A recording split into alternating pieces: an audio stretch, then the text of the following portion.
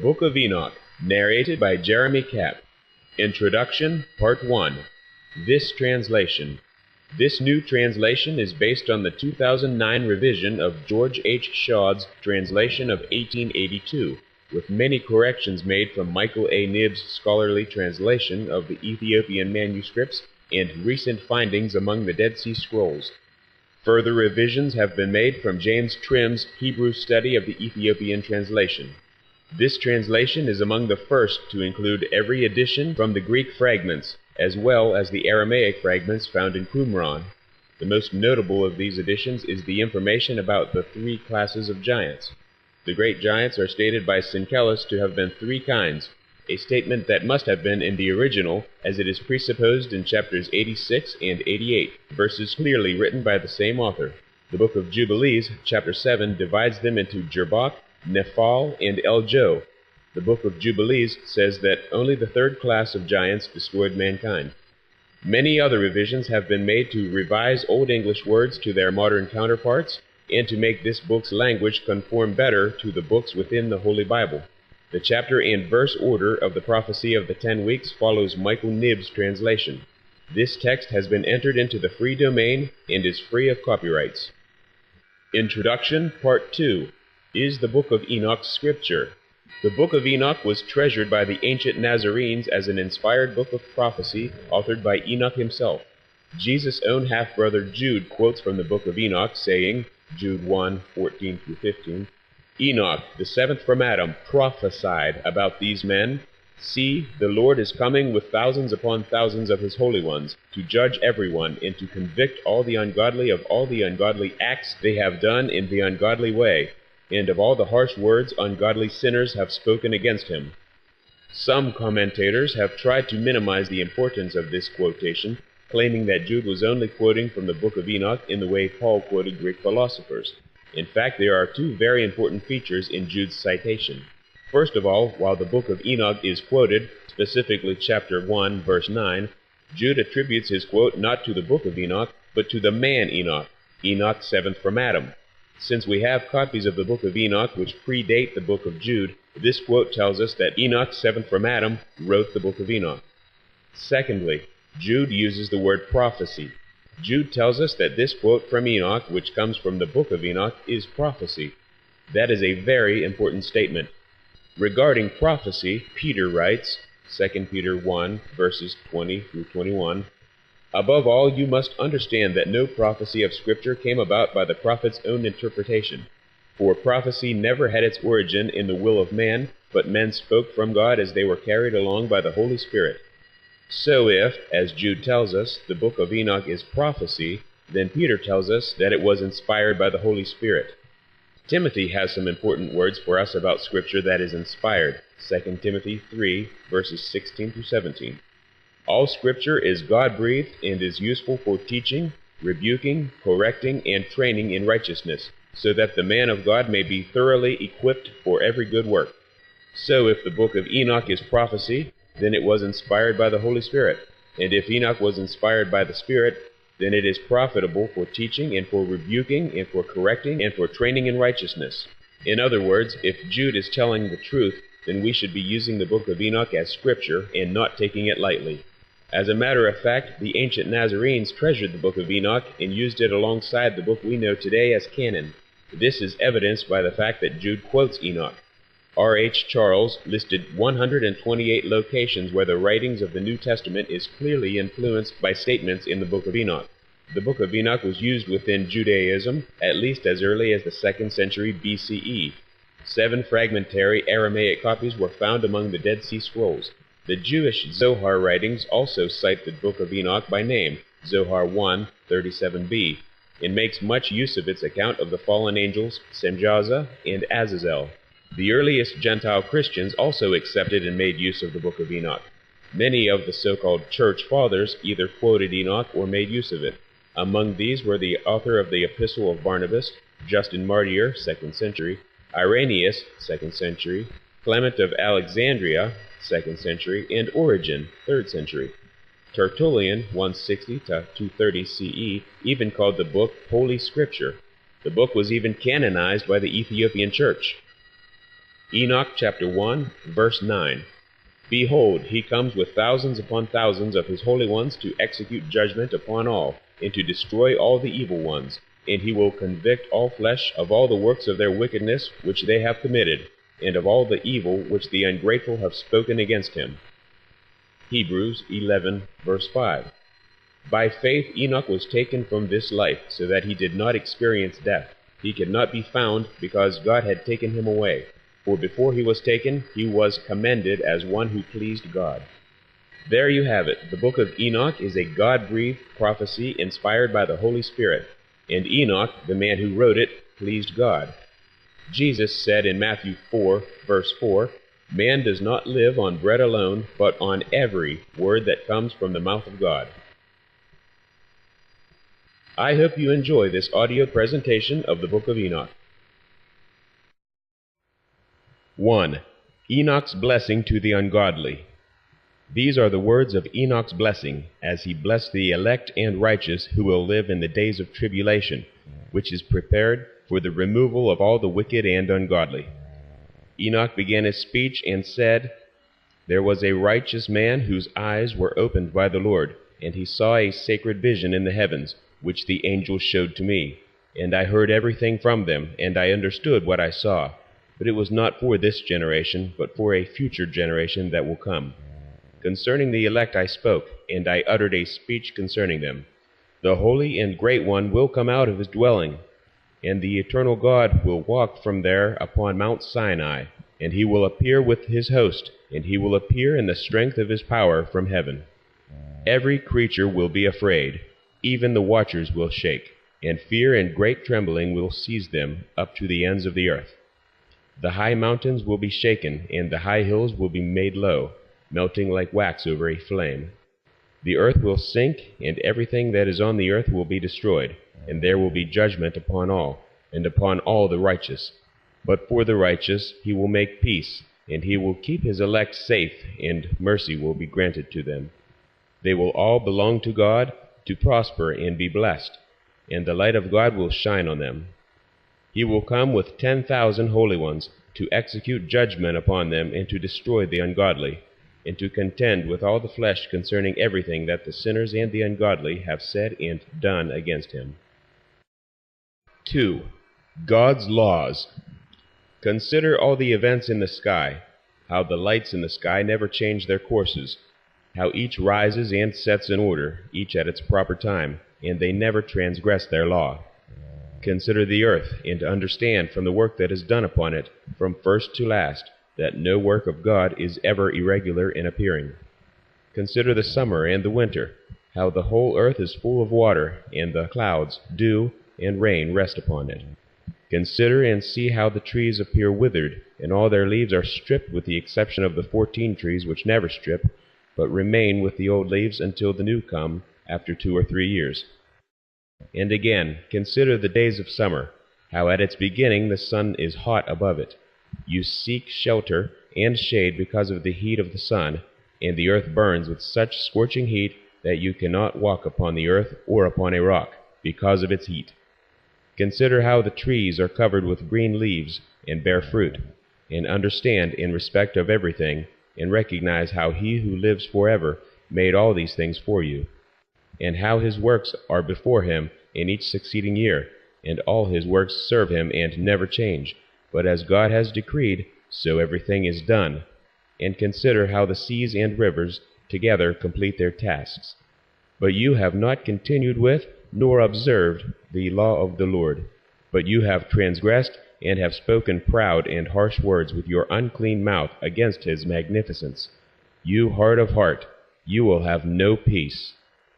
And because of this your days will be cursed, and you will devastate the years of your life. And this eternal curse will increase, and you will not be given mercy. In those days you will make your name into an eternal curse to all the righteous, and they will curse you sinners forever. But for the elect there will be light, joy, and peace, and they will inherit the earth. But for you, the ungodly, there will be a curse. When wisdom is given to the elect, they will all live, and will never again do wrong, either through forgetfulness or through pride. And those who possess this wisdom will be humble. They will never again do wrong, and they will not be judged in all the days of their life, and they will not die of wrath or anger. But they will complete the number of days of their life, and their life will grow in serenity, and the years of their joy will increase in gladness and eternal peace all the days of their life. 3. Rebels among the watchers. It came to pass, when the sons of men had increased, that in those days beautiful and attractive daughters were born to them. And the watchers, the sons of heaven, saw them and desired them. And they said to one another, Come, let us choose wives for ourselves from the children of men, and let us father children for ourselves. But Semjaza, who was their leader, said to them, I fear you may not follow through with this deed, and I alone will pay the penalty for this great sin. So they all answered him and said, Let us all swear an oath, and bind one another with a mutual curse, not to turn away, any of us, from this plan, but to carry it out effectively. Then they all swore together, and all bound one another with a mutual curse to it. And they were in all 200, and they descended in the days of Jared on the summit of Mount Hermon. And they called this mountain Hermon, because on it they swore and bound one another with curses. And these are the names of their leaders: Semjaza, who was their leader, Urikiba, Ramiel, Kokabel, Tamiel, Ramiel, Daniel, Ezekiel, Barakiel, Azazel, Armaros, Batriel, Ananel, Zachiel, Samsiel, Satael, Turiel, Yamiel, Araziel. These are the leaders of the groups of 10, the 200 angels, their lieutenants, and all the others were with them. They took every woman of their choosing, and they began to cohabitate with them, and were promiscuous with them. They taught them charms and spells, and they showed them the cutting of roots and trees.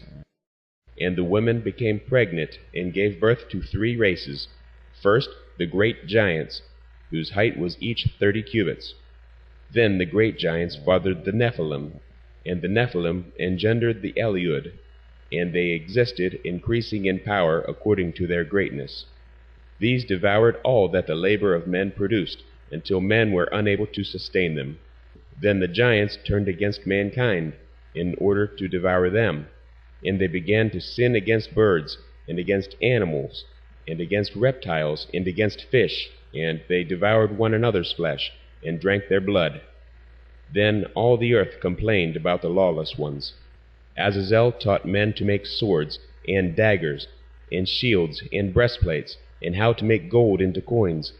And he showed them the fabrication of mirrors, and the art of making bracelets, and ornaments, and the art of making up the eyes, and of beautifying the eyelids, and the most precious of stones, and all kinds of colored dyes. And the world was changed. There was great ungodliness and much fornication. Women began acting lewdly, and many went astray, and all their ways became corrupt. Semjaza taught all those who cast spells and cut roots. Armaros, the loosings of spells. Barakel taught astrology. Kokabel taught omens. Tamiel taught the signs of the sun, and Azradel taught the path of the moon. And at the destruction of men they cried out, and their voices reached heaven. Then Michael, Gabriel, Raphael, and Uriel looked down from heaven, and saw the mass of blood that was being shed on the earth, and all the evil that was being done on the earth. And they said to one another, Let the devastated earth cry out with the sound of their cries, up to the gates of heaven. And now to you, O holy ones of heaven, the souls of men complain, saying, Bring judgment to us from the Most High. And they said to their Lord, the King, Lord of lords, God of gods, King of kings, your glorious throne endures for all the generations of the world. Bless and praise your name. You have made everything, and the power over everything is yours. Everything is revealed and open in front of you, and you see everything. There is nothing that can be hidden from you. See then what Azazel has done, how he has taught all iniquity on the earth, and revealed the eternal secrets that are made in heaven. And Semjaza has made known spells, he to whom you gave authority to rule over those who are with him. They have cohabitated with the daughters of men, lain with those women, became unclean, and revealed these sins to them.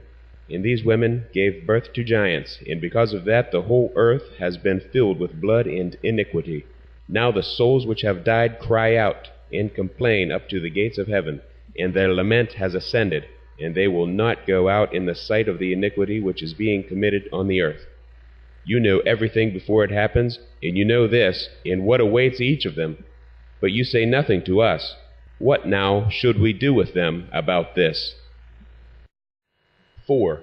The Most High of the Watchers speaks out. Then the Most High, the great and holy one, spoke, and sent Uriel to the son of Lamech, and said to him, Say to him in my name, Hide yourself, and reveal to him the end, which is coming, because the whole earth will soon be destroyed. A great flood is about to come over all the earth, and all that is in it will be destroyed. Now teach him so that he may escape, and his offspring may survive for the whole earth. And further, the Lord said to Raphael, Bind Azazel by his hands and his feet, and throw him into the darkness. Split open the desert which is in Dudael, and throw him there. Throw jagged and sharp stones on him, and cover him with darkness. Let him stay there forever, and cover his face, so he may never see the light, so that on the great day of judgment he may be hurled into the fire, and restore the earth, which the angels have ruined, and announce the restoration of the earth. For I will restore the earth, so that not all the sons of men will be destroyed by the knowledge which the watchers have made known and taught to their sons. The whole earth has been ruined by the work and teaching of Azazel. Therefore all sin will be ascribed to him. Then the Lord said to Gabriel, Proceed against the bastards and the reprobates, and against the sons of the fornicators, and destroy the sons of the fornicators and the sons of the watchers from among them. Send them out, and turn them against one another, and let them destroy themselves in battle, for their days will not be long. They will petition you, but the petitioners will gain nothing in respect of them, for they hope for eternal life, and that each of them will live life for 500 years. Then the Lord said to Michael, Go, inform Semjaza, and the others with him who have associated with women, corrupting themselves along with them in all their uncleanness. When all their sons kill each other, and after they see the destruction of their loved ones, bind them for 70 generations under the hills of the earth, until the day of their judgment and of their end, until the judgment which is for all eternity is accomplished. In those days they will be led into the abyss of fire and torment, and they will be shut up in prison for all eternity.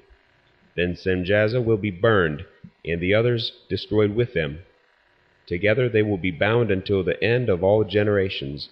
Destroy all the souls of lust and the sons of the watchers, for they have wronged mankind. And destroy all wrong from the face of the earth, and every evil work will cease.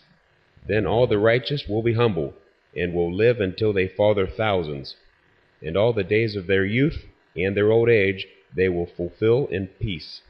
In those days the whole earth will be tilled in righteousness, and all of it will be planted with trees, and it will be filled with blessing.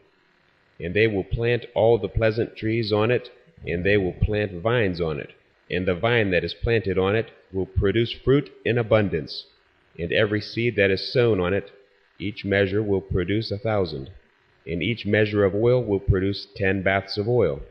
And you cleanse the earth from all wrong, and from all iniquity, and from all sin, and from all ungodliness, and from all the uncleanness which is brought about on the earth. Then all the sons of men will be righteous, and all the nations will serve and bless me, and all will worship me. And the earth will be cleansed from all corruption, and from all sin, and from all wrath, and from all torment, and I will not again send a flood upon it, for all generations forever. In those days I will open the storehouses of blessing, which are in heaven, so that I may send them down upon the earth, upon the works and upon the works of the sons of men. Peace and truth will be united for all the days of eternity, and for all the generations of eternity. 5. Enoch meets the holy watchers. Then Enoch disappeared, and none of the sons of men knew where he was hidden, where he was, or what had happened to him. All his doings were with the holy ones and with the watchers in his days. And I, Enoch, blessed the great Lord and King of eternity. And the watchers called to me, Enoch the scribe, and said to me, Enoch, scribe of righteousness, go and inform the watchers of heaven, who have left the high heaven and the holy eternal place, and have corrupted themselves with women, and have done as the sons of men do, and have taken wives for themselves, and have become completely corrupt on the earth. They will have neither peace nor forgiveness of sin on earth, nor will they rejoice in their sons. They will see the slaughter of their beloved ones, and they will lament and petition forever over the destruction of their sons. But they will have neither mercy nor peace. Then Enoch went to Azazel and said, You will have no peace. A severe sentence has come out against you, that you must be bound. You will have neither rest nor mercy, nor the granting of any request, because of the wrong which you have taught, and because of all the works of blasphemy and wrong and sin which you have shown to the sons of men. And then I went and spoke to them all together, and they were all afraid. Fear and trembling seized them. They asked me to write out a record of a petition for them, so that they might receive forgiveness, and to take a record of their request up to the Lord in heaven. For they were not able, from then on, to speak, and they did not raise their eyes to heaven out of shame for their sins, for which they had been condemned. Then I wrote out the record of their petition, and their request in regards to their spirits, and the deeds of each one of them, and in regard to what they asked, that they should obtain forgiveness and tolerance. So I went and sat down by the waters of Dan, in the land of Dan, which is southwest of Hermon, and I read out the record of their petition, until I fell asleep. Then a dream came to me. Visions fell upon me, and I saw a vision of wrath, that I should speak to the sons of heaven and rebuke them. And I woke up and went to them, and they were all sitting gathered together as they mourned in Ubal-Sael, which is between Lebanon and Senir, with their faces covered. And I spoke in front of all of them about the visions that I had seen in my sleep. And I began to speak these words to reprove the watchers of heaven. 6. The Book of Reproof. This book is the word of righteousness and of reproof for the watchers who are from eternity, as the Holy and Great One commanded me in that vision. I saw in my sleep what I will now explain with the tongue of flesh, and with my breath, which the Great One has given men in their mouth, so they might speak with it, and understand with their heart. As he has created and appointed men to understand the word of knowledge, so he has created and appointed me to reprove the watchers, the sons of heaven. I wrote out your petition, but in my vision it appeared that your request would not be granted to you for all the days of eternity, and complete judgment has been decreed against you, and you will have no peace. From now on you will not ascend into heaven for all eternity, and it has been decreed that you will be bound on earth for all the days of eternity. But before this you will have seen the destruction of your beloved sons, and you will never be able to enjoy them, but they will fall before you by the sword. Your request will not be granted in respect of them or in respect of yourselves. And while you weep and beg, you don't speak a single word from the writings which I have written. And the vision appeared to me as follows. Clouds called me in the vision, and mist called to me. The path of the stars and flashes of lightning hurried me and drove me. In the vision winds caused me to fly, and hurried me, and lifted me up into the sky. I proceeded until I came near a wall which was made of hailstones, and a river of fire surrounded it, and it began to make me afraid. I went into the river of fire and came near a large house, which was built of hailstones, and the wall of that house was like a mosaic of hailstones, and its floor was snow. Its roof was like the path of the stars, and flashes of lightning, and among them were fiery cherubim, and their sky was like water. There was a fire burning around its walls, and its door was ablaze with fire. I went into that house, and it was as hot as fire, yet as cold as snow, and there was neither pleasure nor life in it. Fear covered me, and trembling took hold of me. As I was shaking and trembling, I fell on my face. I looked in the vision, And I saw another house, which was larger than the former, and all its doors were open before me, and it was built of rivers of fire. And in everything it so excelled in glory and splendor and size, so that I am unable to describe its glory and size to you. Its floor was fire, and above lightning, in the path of the stars, and its roof was also a burning fire. I looked, and I saw a high throne in it, and its appearance was like ice, and its surrounding like the shining sun, and the sound of cherubim. From underneath the high throne there flowed out rivers of fire, so that it was impossible to look at. He who is great in glory sat upon it, and his clothing was brighter than the sun, and whiter than any snow, and no angel could enter. And at the appearance of the face of him who is honored and praised, no creature of flesh could look. A sea of fire burned around him, and a great fire stood in front of him, and none of those around him came near him. 10,000 times 10,000 stood in front of him, but he needed no holy counsel. The holy ones who were near him did not leave by night or day, and never departed from him. And until then I had been prostrate on my face, trembling. And the Lord called to me with his own voice, and said to me, Come here, Enoch, to my holy word. And he lifted me up and brought me near the door, and I looked with my face down. He answered me and said to me with his voice, Listen, don't be afraid, Enoch, you blameless man and scribe of righteousness. Come here and hear my voice. Now go to the watchers of heaven, who sent you to petition on their behalf, and say, You should petition on behalf of men, not men on behalf of you. Why have you left the high, holy, and eternal heaven, and lain with women, becoming unclean with the daughters of men, and taking wives for yourselves, and doing as the sons of the earth, fathering giant sons?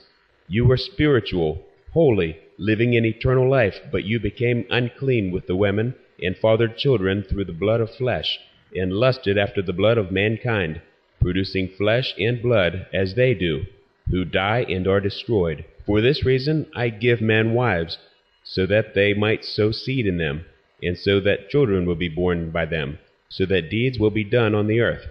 But you, formerly, were spiritual, living an eternal, immortal life for all the generations of the world.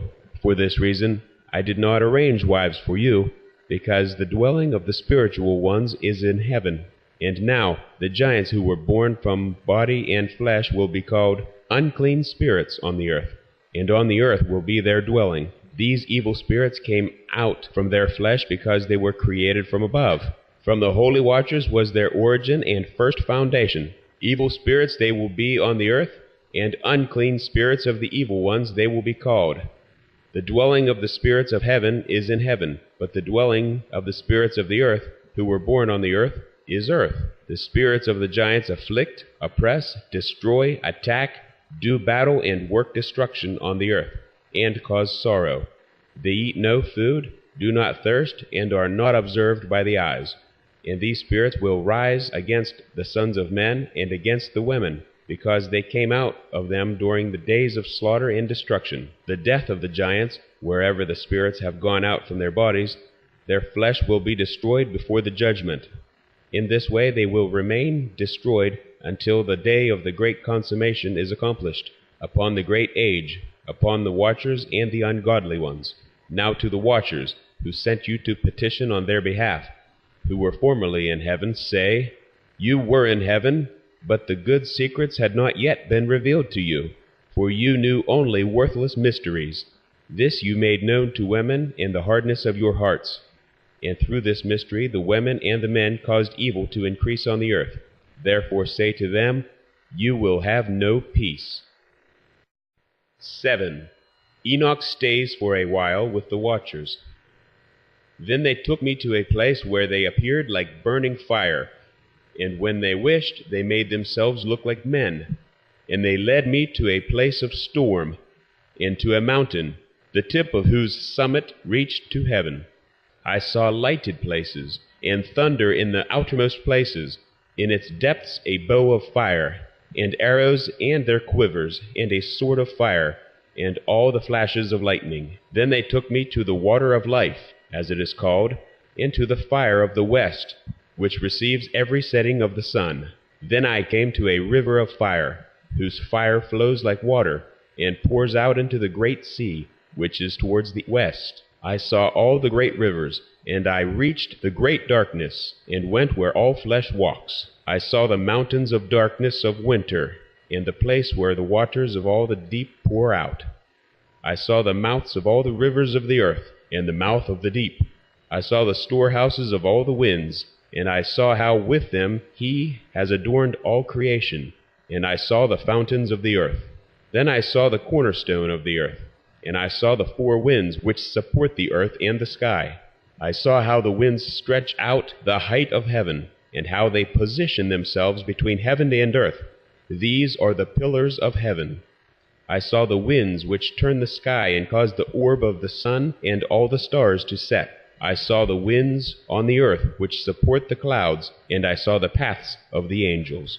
At the end of earth I could see the firmament of heaven above.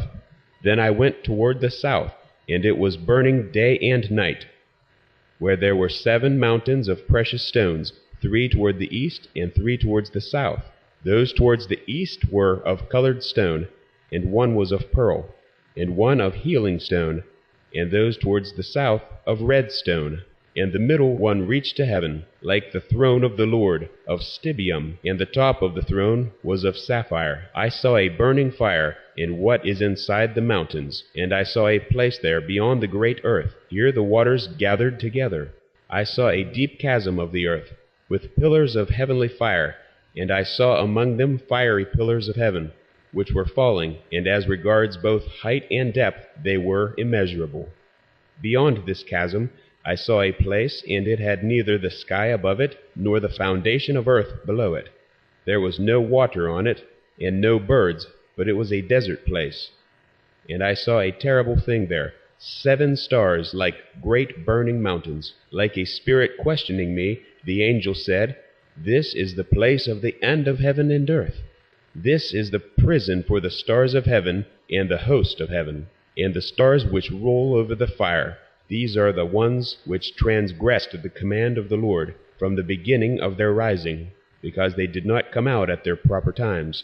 And he was angry with them, and bound them until the time of the consummation of their sin, in the year of mystery." Then Uriel said to me, "The spirits of the angels who were promiscuous with women will stand here, and they, assuming many forms, made mankind unclean, and will lead men astray so that they sacrifice to unclean spirits as gods. And they will stand there until the great judgment day, on which they will be judged, so that an end will be made of them.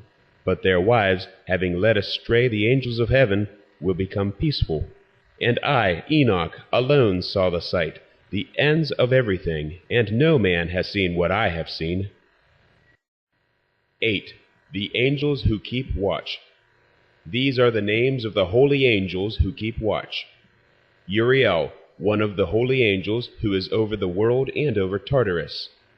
Raphael, one of the holy angels who is over the spirits of men. Raguel, one of the holy angels who takes vengeance on the world and on the lights. Michael, one of the holy angels, namely, the one put in charge of the best part of mankind, in charge of the nations. Sariel, one of the holy angels, who is in charge of the spirits of men who cause the spirits to sin. Gabriel, one of the holy angels who is in charge of paradise, and of the cherubim and the seraphim. Rumiel, one of the holy angels, whom God set over those who will rise. Then I went around to a place where nothing at all was made, and I saw a terrible thing, neither the high heaven nor the firm ground, but a desert place, prepared and terrible.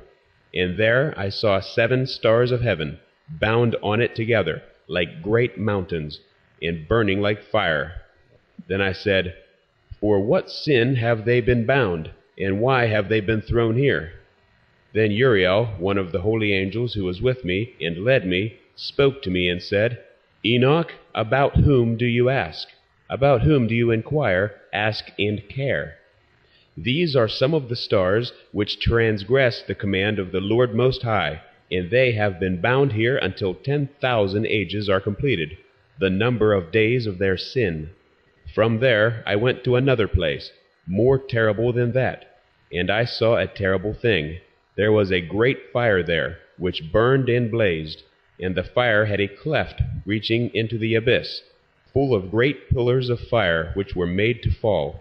Neither its extent nor its size could I see, nor could I see its source. Then I said, "This place is terrible, and very painful to look at." Then Uriel, one of the holy angels who was with me, answered me. He answered me and said, "Enoch, why do you have such fear and terror because of this terrible place, and in front of this pain?" He said to me, "This place is the prison of the angels, and there they will be held forever." And from there I went to another place, and he showed me in the west a large and high mountain, and a hard rock, and 4 beautiful places. Inside it was deep, wide, and very smooth. How smooth is that which rolls, and deep and dark to look at. Then Raphael, one of the holy angels who was with me, answered me and said to me, "These beautiful places are there so that the spirits, the souls of the dead, might be gathered into them. They were created for them, so that here they might gather the souls of the sons of men. And they made these places, where they will keep them until the day of judgment, and until their appointed time. And that appointed time will be long, until the great judgment comes upon them."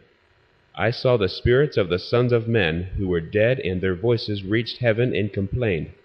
Then I asked Raphael, the angel who was with me, and said to him, "Whose spirit is this? Whose voice reaches heaven and complains like this?" He answered me and said, "This spirit is the one that came out of Abel, whom Cain his brother killed. And he will complain about him until his offspring are destroyed from the face of the earth, and his offspring perish from among the offspring of men." Then I asked about him, and about judgment on all, and I said, "Why is one separated from the other?" And he answered me and said, "These 3 places were made in order that they might separate the spirits of the dead, and the souls of the righteous have been separated in this manner. This is the spring of water, and on it the light. Likewise a place has been created for sinners, when they die and are buried in the earth, and judgment has not come upon them during their life. But here the souls will be separated for this great torment, until the great day of judgment and punishment and torment for those who curse forever, and of vengeance on their souls. And there he will bind them forever. Truly he is from the beginning of the age, and a place has been separated for the souls of those who complain, and give information about their destruction, about when they were killed in the days of the sinners. Therefore a place has been created for the souls of men who are not righteous, but sinners, accomplished in wrongdoing, and with the wrongdoers will be their lot. But their souls will not be killed on the day of judgment, nor will they rise from here." Then I blessed the Lord of glory and said, "Blessed be my Lord, the Lord of glory and righteousness, who rules everything forever." And from there I went to another place, towards the west, to the ends of the earth, and I saw a fire that burned and ran, without resting or ceasing from running, by day or by night, but continued in exactly the same way. And I asked, saying, "What is this which has no rest?" Then Raguel, one of the holy angels who was with me, answered me and said, "This burning fire, whose course you saw towards the west, is the fire of all the lights of heaven." 9. The fragrant trees. From there I went to another place of the earth, and he showed me a mountain of fire that blazed day and night. I went towards it and saw 7 magnificent mountains. All were different from one another, and valuable and beautiful stones, and all were precious, and their appearance glorious, and their form was beautiful. 3 towards the east, 1 fixed firmly on another, and 3 towards the south, 1 on another, and deep and rugged valleys, none of which were near each other. And there was a 7th mountain in the middle of these, and in their height they were all like the seat of a throne, and fragrant trees surrounded it. There was among them a tree such as which I have never smelled, and none of them or any others were like it. It smells more fragrant than any fragrance, and its leaves and its flowers and its wood never wither. Its fruit is excellent, and its fruit is like clusters of dates on a palm. Then I said, "Look at this beautiful tree, so beautiful to look at, and pleasant are its leaves." and its fruit very delightful in appearance. Then Michael, one of the holy and honored angels, who was with me and was in charge of them, answered me and said, Enoch, why do you ask about the fragrance of this tree, and why do you inquire to learn? Then I, Enoch, answered him, saying, I wish to learn about everything, but especially about this tree. And he answered me, saying, This high mountain which you saw, whose summit is like the throne of the Lord, is the throne where the Holy and Great One, the Lord of glory, the eternal King, will sit when he comes down to visit the earth for good. And this beautiful and fragrant tree, and no creature of flesh has authority to touch it until the great judgment, when he will take vengeance on all, and bring everything to an end forever. This will be given to the righteous and the humble. From its fruit life will be given to the elect. Towards the north it will be planted in a holy place by the house of the Lord, the eternal King. Then they will rejoice with joy and be glad in the holy place. They will each draw the fragrance of it into their bones, and they will live a long life on earth, as your fathers lived. And in their days sorrow, pain, labor, and punishment will not touch them.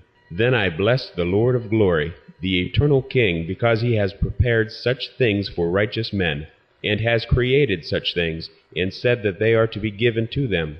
And from there I went to the middle of the earth, and saw a blessed, well-watered place, which had branches, which remained alive, and sprouted from a tree, which had been cut down. There I saw a holy mountain, and under the mountain, to the east of it, there was water, and it flowed toward the south. And towards the east I saw another mountain, which was of the same height, and between them there was a deep and narrow valley, and in it a stream ran by the mountain. To the west of this one was another mountain, which was lower than it was, and not high, and under it there was a valley between them, and there were other deep and dry valleys at the end of the three mountains. And all the valleys were deep and narrow, of hard rock, and trees were planted on them. And I was amazed at the rock, and I was amazed at the valley. I was very much amazed. Then I said, What is the purpose of this blessed land, which is completely full of trees, and of this accursed valley in the middle of them? Then Raphael, one of the holy angels who was with me, answered me and said to me, This accursed valley is for those who are cursed forever. Here all will be gathered together who speak with their mouths against the Lord, words that are not fitting, and say hard things about his glory. Here they will gather them together, and here will be their place of judgment. And in the last days there will be the spectacle of the righteous judgment upon them, in front of the righteous forever. For here the merciful will bless the Lord of glory, the eternal King. In the days of the judgment on them they will bless him because of his mercy, according as he has assigned to them their lot. Then I myself blessed the Lord of glory. I addressed him, and I remembered his majesty, as was fitting. And from there I went towards the east, among the desert mountains, and I saw a vast plain, and it was solitary, but it was full of trees and plants. From this seed, and water gushed out over it from above. The torrent, which flowed towards the northwest, seemed abundant, and from all sides there went up spray and mist. Then I went to another place, away from the wilderness. I came near to the east of this mountain. There I saw trees of judgment, especially vessels of the fragrance of incense and myrrh, and the trees were not alike. And above it, above these, above the mountains of the east, and not far away, I saw another place, valleys of water, like that which does not fail. And I saw a beautiful tree. Its fragrance was like that of the mastic. And by the banks of these valleys I saw fragrant cinnamon. And beyond those valleys I came towards the east. Then I saw another mountain, on which there were trees, and there flowed out water, and there flowed out from it, as it were, a nectar whose name is Styrax in Galbanum. Beyond this mountain I saw another mountain, and on it there were aloe trees, and those trees were full of fruit, which is like an almond, and is hard. And when they take this fruit, it is better than any fragrance. And after these fragrances, to the northeast, as I looked over the mountains, I saw 7 mountains full of fine nard, and fragrant trees of cinnamon and pepper. And from there I went over the summits of those mountains, far away to the east, and I went over the Red Sea, and I was far from it, and I went over the darkness from it. I came to paradise, the garden of righteousness, and I saw beyond those trees many large trees growing there, sweet-smelling, large, very beautiful and glorious, the trees of wisdom, from which they eat and know great wisdom. It is like the carob tree, and its fruit is like clusters of grapes on a vine, very beautiful, and the smell of this tree spreads and penetrates far. And I said, "This tree is beautiful. How beautiful and pleasing is its appearance!" Then the holy angel Raphael, who was with me, answered me and said, "This is the tree of wisdom, from which your old father and aged mother, who were before you, ate and learned wisdom, and their eyes were opened, and they knew that they were naked, and they were driven from the garden. And from there I went to the ends of the earth, and I saw large animals there, each different from the other, and also birds, which differ in form, beauty, and call, each different from the other. And to the east of these animals I saw the ends of the earth, on which heaven rests, and the open gates of heaven. I saw how the stars of heaven come out, and counted the gates out of which they come, and wrote down all of their outlets, for each one individually according to their number, and their names according to their constellations, their positions, their times, and their months, as the angel Uriel, who was with me, showed me.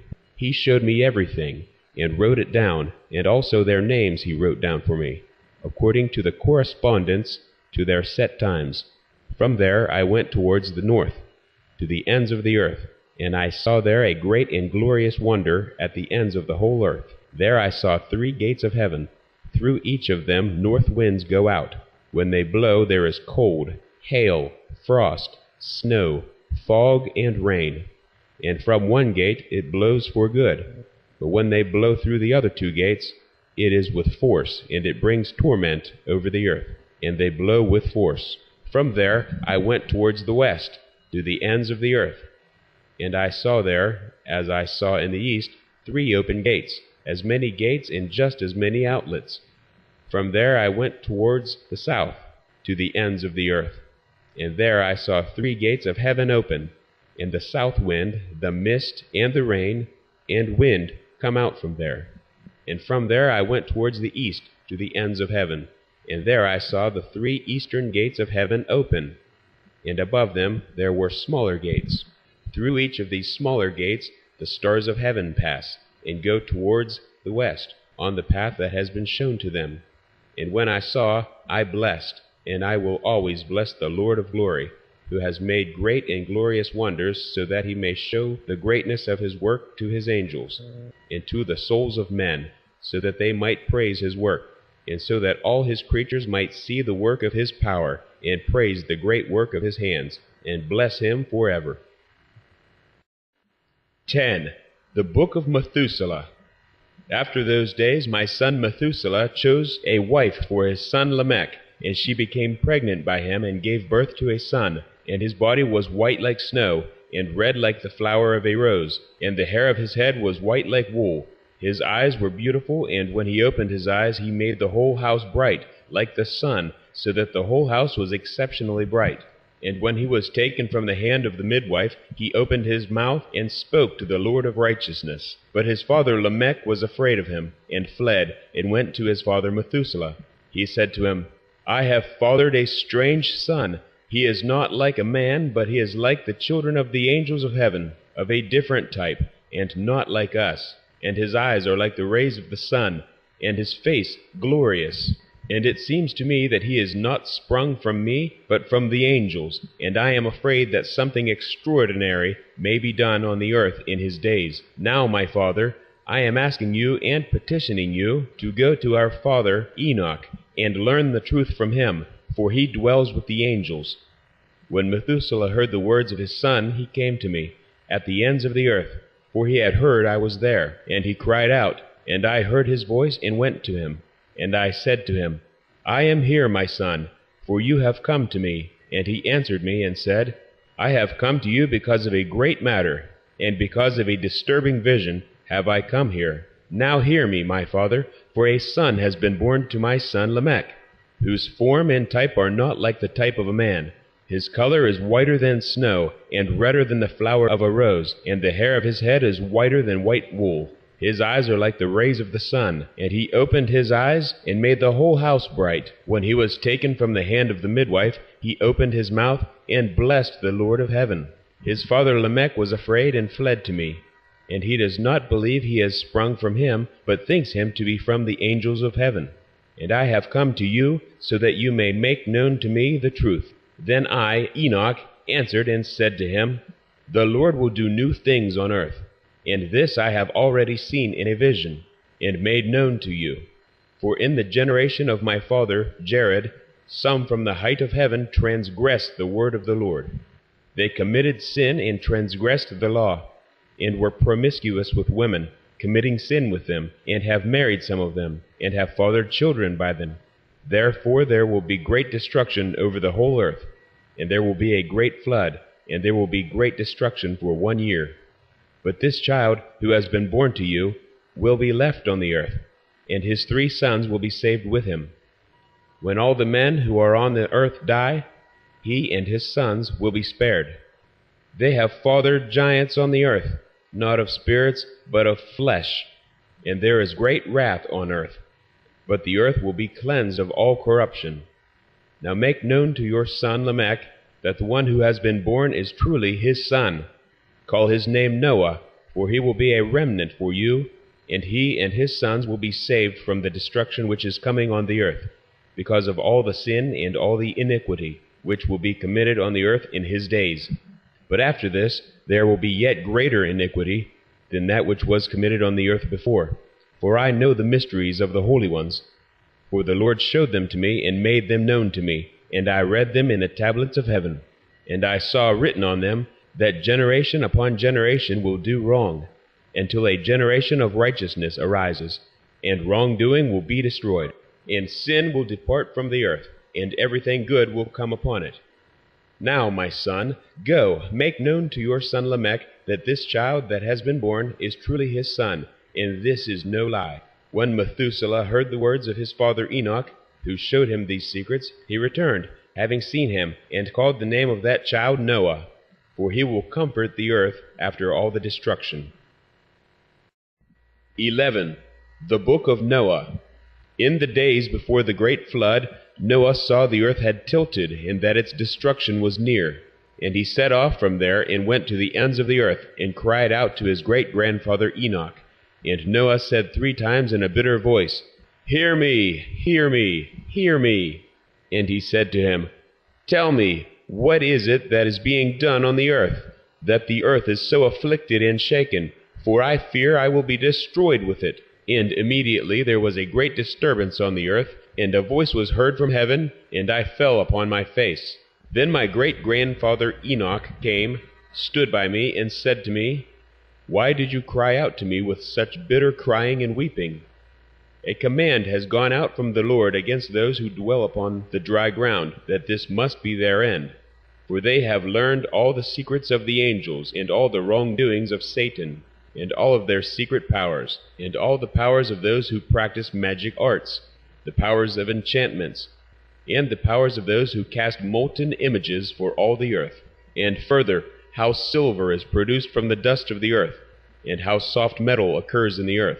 For lead and tin are not produced from the earth, like the former. There is a spring which produces them, and an angel who stands in it, and that angel distributes them. After this, my great-grandfather Enoch took hold of me with his hand, and raised me, and said to me, Go, for I have asked the Lord of hosts about this disturbance on the earth. And he said to me, Because of their iniquity, their judgment has been completed, and they will no longer be counted before me. Because of their sorceries, they have searched out and learned. The earth and those who dwell upon it will be destroyed. As for these, there will be no place of refuge forever, for they showed to them what is secret, and they have been condemned. But this is not so for you, my son. The Lord of hosts knows that you are pure and innocent of this reproach concerning the secrets, and he has established your name among the holy, and will keep you from among those who dwell upon the dry ground. And he has destined your offspring in righteousness, to be kings, and for great honors. And from your offspring will flow out a spring of righteous and holy without number forever. And after this he showed me the angels of punishment, who were ready to come and release all the forces of the water, which is under the earth, in order to bring judgment and destruction on all those who reside and dwell upon the dry ground. And the Lord of hosts commanded the angels who were coming out, not to raise their hands, but to keep watch, for those angels were in charge of the forces of the water. And I came out from before Enoch. In those days the word of the Lord came to me, and he said to me, Noah, your lot has come up before me, a lot without discipline, a lot of love and uprightness. And now the angels are making a wooden structure. And when the angels come out from that task, I will place my hand on it and keep it safe. And a change will take place so that the dry ground may not remain empty. And I will establish your offspring before me forever and ever, and I will scatter those who dwell with you over the face of the dry ground. I will not again put them to the test on the face of the earth, but they will be blessed and increase on the dry ground in the name of the Lord. Those angels who showed iniquity will be locked up in that burning valley, which my great-grandfather Enoch had showed to me previously, in the west, near the mountains of gold and silver and iron and soft metal and tin. I saw that valley, in which there was a great disturbance and a heaving of the waters. And when all this happened, from the fiery molten metal and the disturbance which disturbed the waters in that place, a smell of sulfur was produced. And this smell came from those waters, and that valley of the angels who led me astray burns under the ground. And through the valleys of that same area flow out rivers of fire, where those angels will be punished, who led astray those on the dry ground. In those days those waters will serve the kings, and the mighty, and the exalted, and those who dwell upon the dry ground, for the healing of soul and body, but also for the punishment of the spirit. Their spirits are so full of lust that they will be punished in their bodies, for they denied the Lord of hosts, and they see their punishment every day, yet they do not believe in his name. The more their bodies are burned, the more a change will come over their spirits, forever and ever. For no one can speak an idle word in front of the Lord of hosts, for judgment will come upon them, for they believe in the lust of their bodies, but deny the Spirit of the Lord. And those same waters will undergo a change in those days. For when those angels are punished in those days, the temperature of those springs of water will change. And when the angels come up, that water of the springs will change and become cold. Then I heard the holy Michael answering and saying, This judgment, with which the angels are judged, is a testimony for the kings and the mighty who possess the dry ground. For these waters of judgment serve for the healing of the bodies of the kings, and for the lust of their bodies. But they do not see and do not believe that these waters will change, and will become a fire which burns forever. And after this, my great-grandfather Enoch gave me the explanation of all the secrets in a scroll, and the speeches that had been given to him, and he put them together for me in the words of the Book of Speeches. 12. The Book of Speeches. The second vision that he saw, the vision of wisdom, which Enoch the son of Jared, the son of Mahalaleel, the son of Canaan, the son of Enosh, the son of Seth, the son of Adam, saw.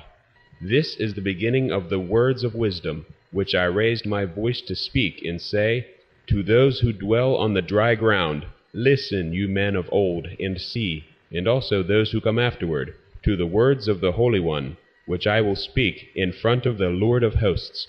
It would have been better to have said these things before, but from those who come after, we will not withhold the beginning of wisdom. Until now there has not been given by the Lord of hosts such wisdom as I have received. In accordance with my insight, in accordance with the wish of the Lord of hosts, by whom the lot of eternal life has been given to me. And the three speeches were passed to me, and I raised my voice, and said to those who dwell on the dry ground. The first speech. When the community of the righteous appears, and the sinners are judged for their sins and are driven from the face of the ground. When the righteous one appears in front of the elect righteous, whose works are weighed by the Lord of hosts, and when light appears to the righteous and elect who dwell on the dry ground, where will be the dwelling of the sinners? Where will be the resting place of those who denied the Lord of hosts? It would have been better for them if they had not been born. When the secrets of the righteous are revealed, the sinners will be judged, and the ungodly will be driven from the presence of the righteous and the elect. From then on, those who possess the earth will not be mighty and exalted, nor will they be able to look at the face of the holy ones, for the light of the Lord of hosts will have appeared on the face of the holy, the righteous, and the elect. The mighty kings will be destroyed at that time and given into the hands of the righteous and the holy, and from then on no one will be able to seek the Lord of hosts, for their life will be at an end. And it will come to pass in these days that the elect and holy children will come down from the high heavens, and their offspring will become one with the sons of men. In those days Enoch received scrolls of indignation and anger, and scrolls of tumult and confusion. And there will be no mercy for them, says the Lord of hosts. At that time clouds and a storm wind carried me off from the face of the earth, and set me down at the end of heaven. And there I saw another vision, the dwelling of the righteous and the resting places of the holy. There my eyes saw their dwelling with the angels, and their resting places with the holy ones. And they were petitioning and begging and praying on behalf of the sons of men, and righteousness like water flowed in front of them, and mercy like dew on the ground. These will remain among them like this forever. In those days my eyes saw the place of the elect ones of righteousness and faith, and there will be righteousness in their days. And the righteous and elect will be without number, in front of him forever and ever. And I saw their dwelling under the wings of the Lord of hosts, and all the righteous and elect shone in front of him, like the light of fire. Their mouths were full of blessing, and their lips praised the name of the Lord of hosts. And righteousness will not fail in front of him, and truth will not fail in front of him. There I wished to dwell, and my soul longed for that dwelling. There had my lot been assigned before, for this was decided about me in front of the Lord of hosts. In those days I praised and exalted the name of the Lord of hosts, with blessing and praise, for he has destined me for blessing and praise, in accordance with the Lord of hosts. For a long time my eyes looked at that place, and I blessed him and praised him, saying, Blessed is he, and may he be blessed from the beginning and forever. In his presence there is no end. He knew before the world was created what the world would become, even for all the generations that are to come. Those who do not sleep bless you, and they stand before your glory, and bless and praise and exalt, saying, Holy, holy, holy, Lord of hosts, he fills the earth with spirits. And there my eyes saw all those who do not sleep, standing in front of him, and blessing, and saying, Blessed are you, and blessed is the name of the Lord, forever and ever. And my face was transformed until I was unable to see. And after this I saw 1,000 thousands, and 10,000 times 10,000, a multitude beyond number or reckoning, who stood in front of the glory of the Lord of hosts.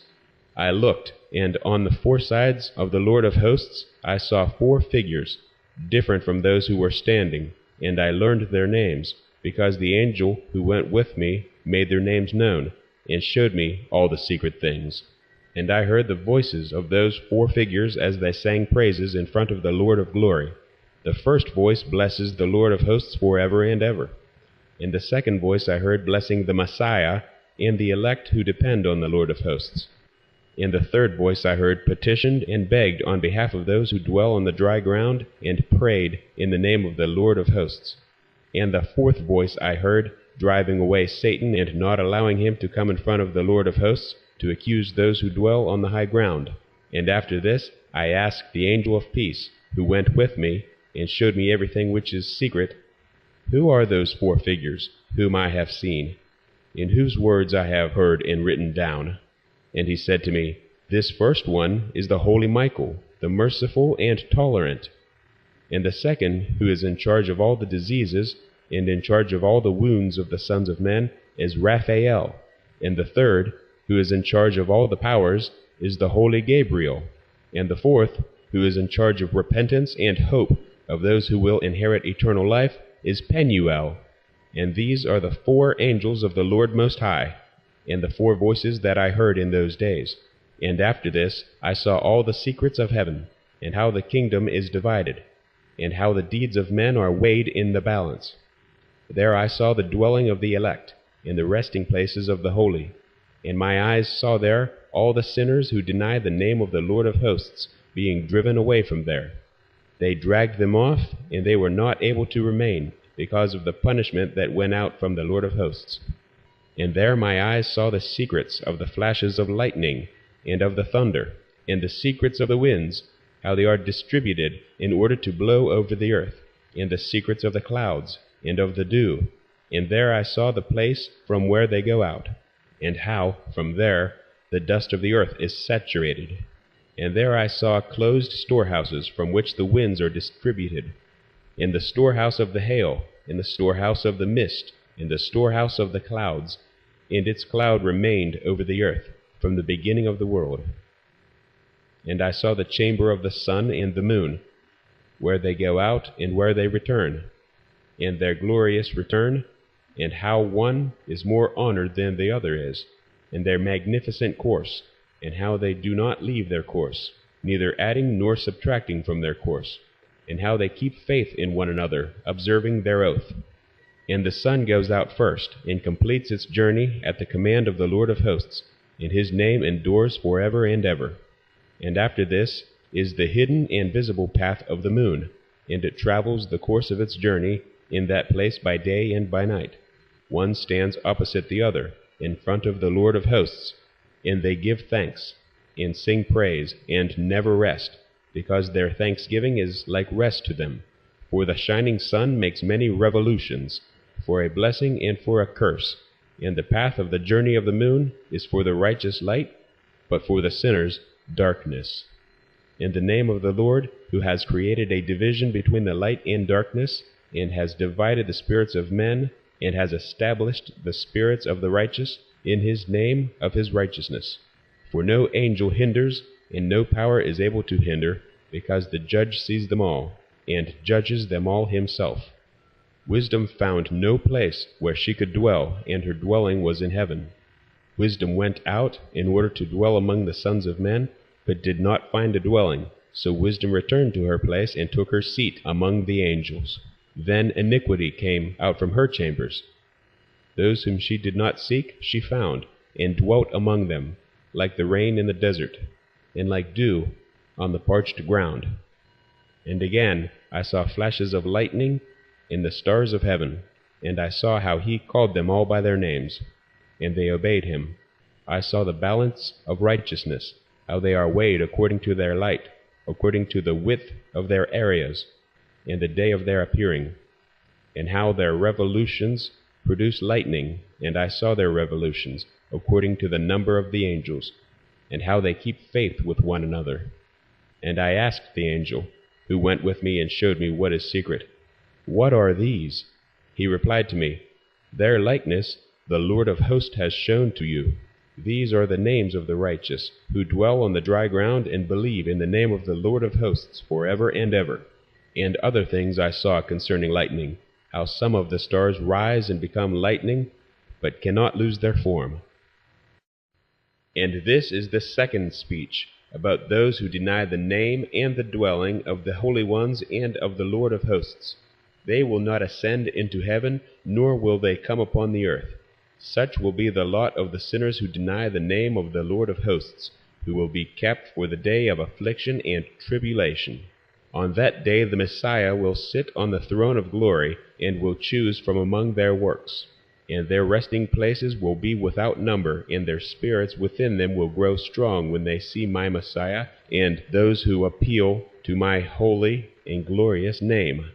On that day I will cause my Messiah to dwell among them, and I will transform heaven and make it an eternal blessing and light. I will transform the dry ground and make it a blessing, and I will cause my elect ones to dwell upon it. But those who commit sin and evil will not walk upon it. For I have seen and have satisfied my righteous ones with peace. and have placed them in front of me. But for the sinners my judgment draws near, so that I may destroy them from the face of the earth. And there I saw he who is the Ancient of Days, and his head was white like wool. And with him there was another whose face had the appearance of a man, and his face was full of grace, like one of the holy angels. And I asked one of the holy angels, who went with me, and showed me all the secrets about that Son of Man, who he was, and from where he was, and why he went with the Ancient of Days. And he answered me, and said to me, This is the Son of Man, who has righteousness, and with whom righteousness dwells. He will reveal all the treasures of that which is secret, for the Lord of hosts has chosen him, and through uprightness his lot has surpassed all others in front of the Lord of hosts forever. And this Son of Man, whom you have seen, will rouse the kings and the powerful from their resting places, and the strong from their thrones, and will loose the reins of the strong, and will break the teeth of the sinners. He will cast down the kings from their thrones and from their kingdoms, for they do not exalt him, and do not praise him, and do not humbly acknowledge from where their kingdom was given to them. He will cast down the faces of the strong, and shame will fill them, and darkness will be their dwelling, and worms will be their resting place. They will have no hope of rising from their resting places, for they do not exalt the name of the Lord of hosts. And these are they who judge the stars of heaven, and raise their hands against the Most High, and trample upon the dry ground, and dwell upon it. And all their deeds show iniquity, and their power rests on their riches, and their faith is in their gods that they have made with their hands, and deny the name of the Lord of hosts. But they will be driven from the houses of his congregation, and of the faithful, who depend on the name of the Lord of hosts. In those days the prayer of the righteous and the blood of the righteous will have ascended from the earth in front of the Lord of hosts.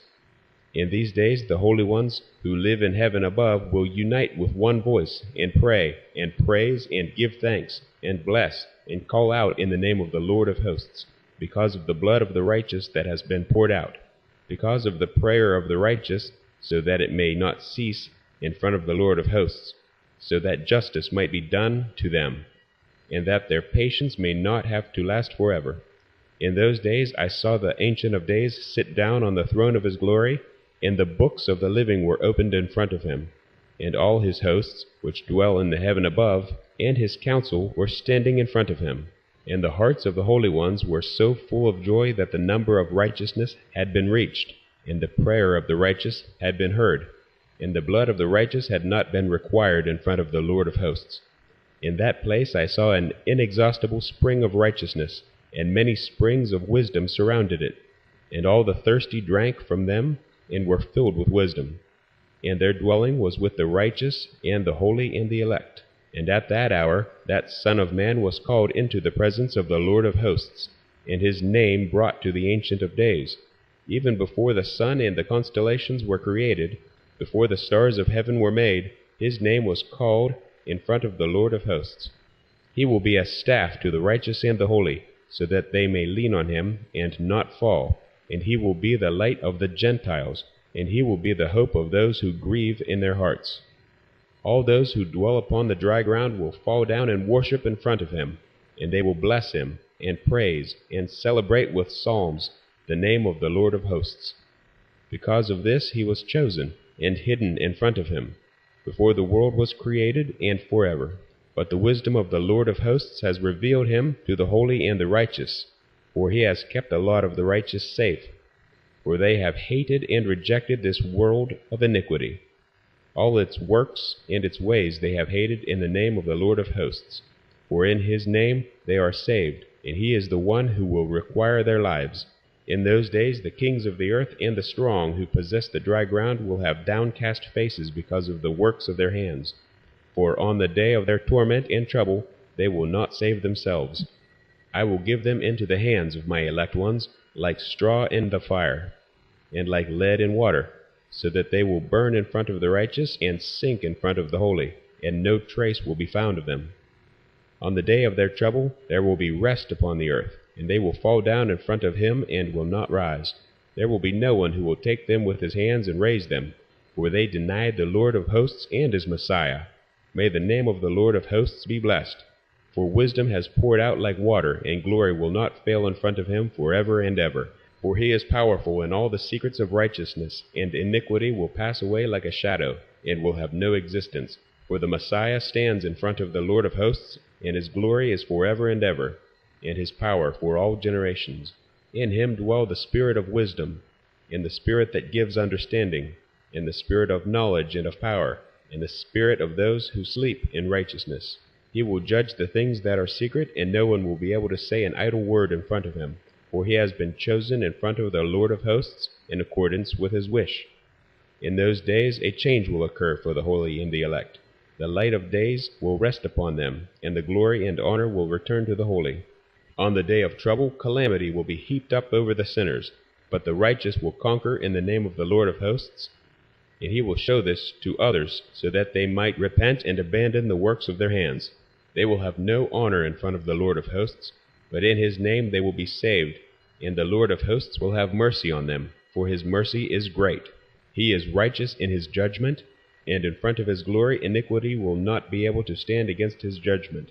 For he who does not repent will be destroyed, and from then on I will not have mercy on them, says the Lord of hosts.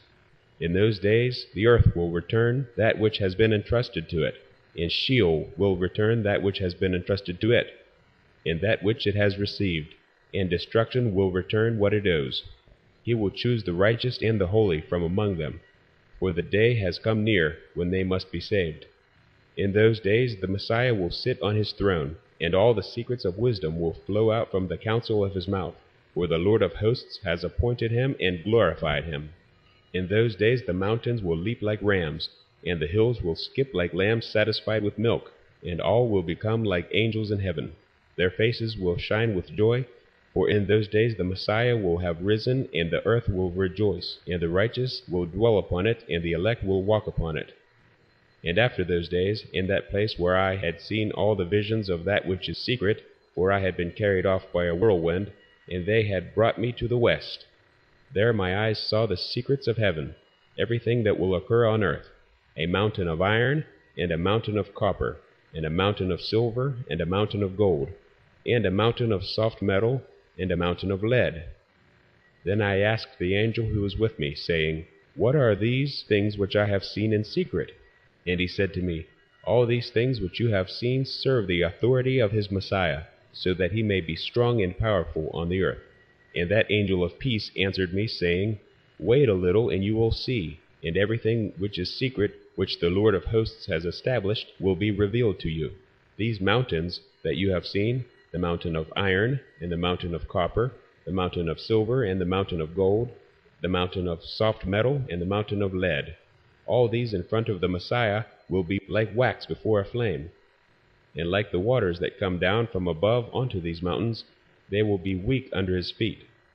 It will come to pass in those days that neither by gold nor by silver will men save themselves. They will be unable to save themselves or to flee. And there will be neither iron for war nor material for a breastplate. Bronze will be no use, and tin will be of no use and will count for nothing, and lead will not be wanted. All these will be wiped out and destroyed from the face of the earth when the Messiah appears in front of the Lord of hosts. And there my eyes saw a deep valley, and its mouth was open, and all those who dwell upon the dry ground, and the sea, and the islands will bring gifts and presents and offerings to him. But that deep valley will not become full, and their hands commit evil, and everything of which the righteous create the sinners evilly devour. And so the sinners will be destroyed from in front of the Lord of hosts, and will be banished from the face of his earth, unceasingly for ever and ever. For I saw the angels of punishment going and preparing all the instruments of Satan. Then I asked the angel of peace, who went with me, and I asked him, For whom are they preparing these instruments? And he answered me, They are preparing these for the kings and for the powerful of this earth, so that by means of them they may be destroyed. And after this, the righteous and the Messiah will cause the house of his congregation to appear, and from then on the name of the Lord of hosts, they will not be hindered. And in front of him these mountains will not be firm like the earth, and the hills will be like a spring of water, and the righteous will have rest from the ill treatment of the sinners. I looked and turned to another part of the earth, and I saw there a deep valley with burning fire. Then they brought the kings and the powerful, and threw them into that valley. And there my eyes saw how they made instruments for them, iron chains of immeasurable weight. And I asked the angel of peace, who went with me, saying, These chain instruments, for whom are they being prepared? And he answered me, These are being prepared for the hosts of Azazel, so that they may take them and throw them into the lowest parts of hell. And they will cover their jaws with rough stones, as the Lord of hosts commands. And Michael, Gabriel, Raphael, and Penuel, these will take hold of them on that great day. They will throw them, on that great day, into the furnace of burning fire, so that the Lord of hosts may take vengeance on them for their iniquity, because they became servants of Satan, and led astray those who dwell upon the dry ground.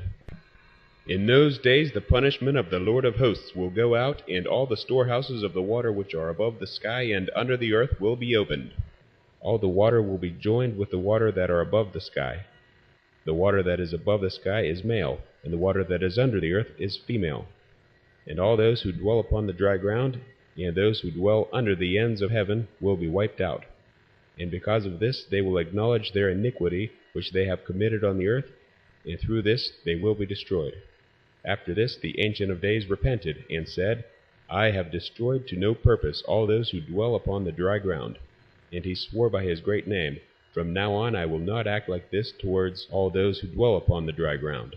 And I will put a sign in heaven, and it will be a pledge of faith between me and them forever, so long as heaven is above the earth. And this will be in agreement with my command.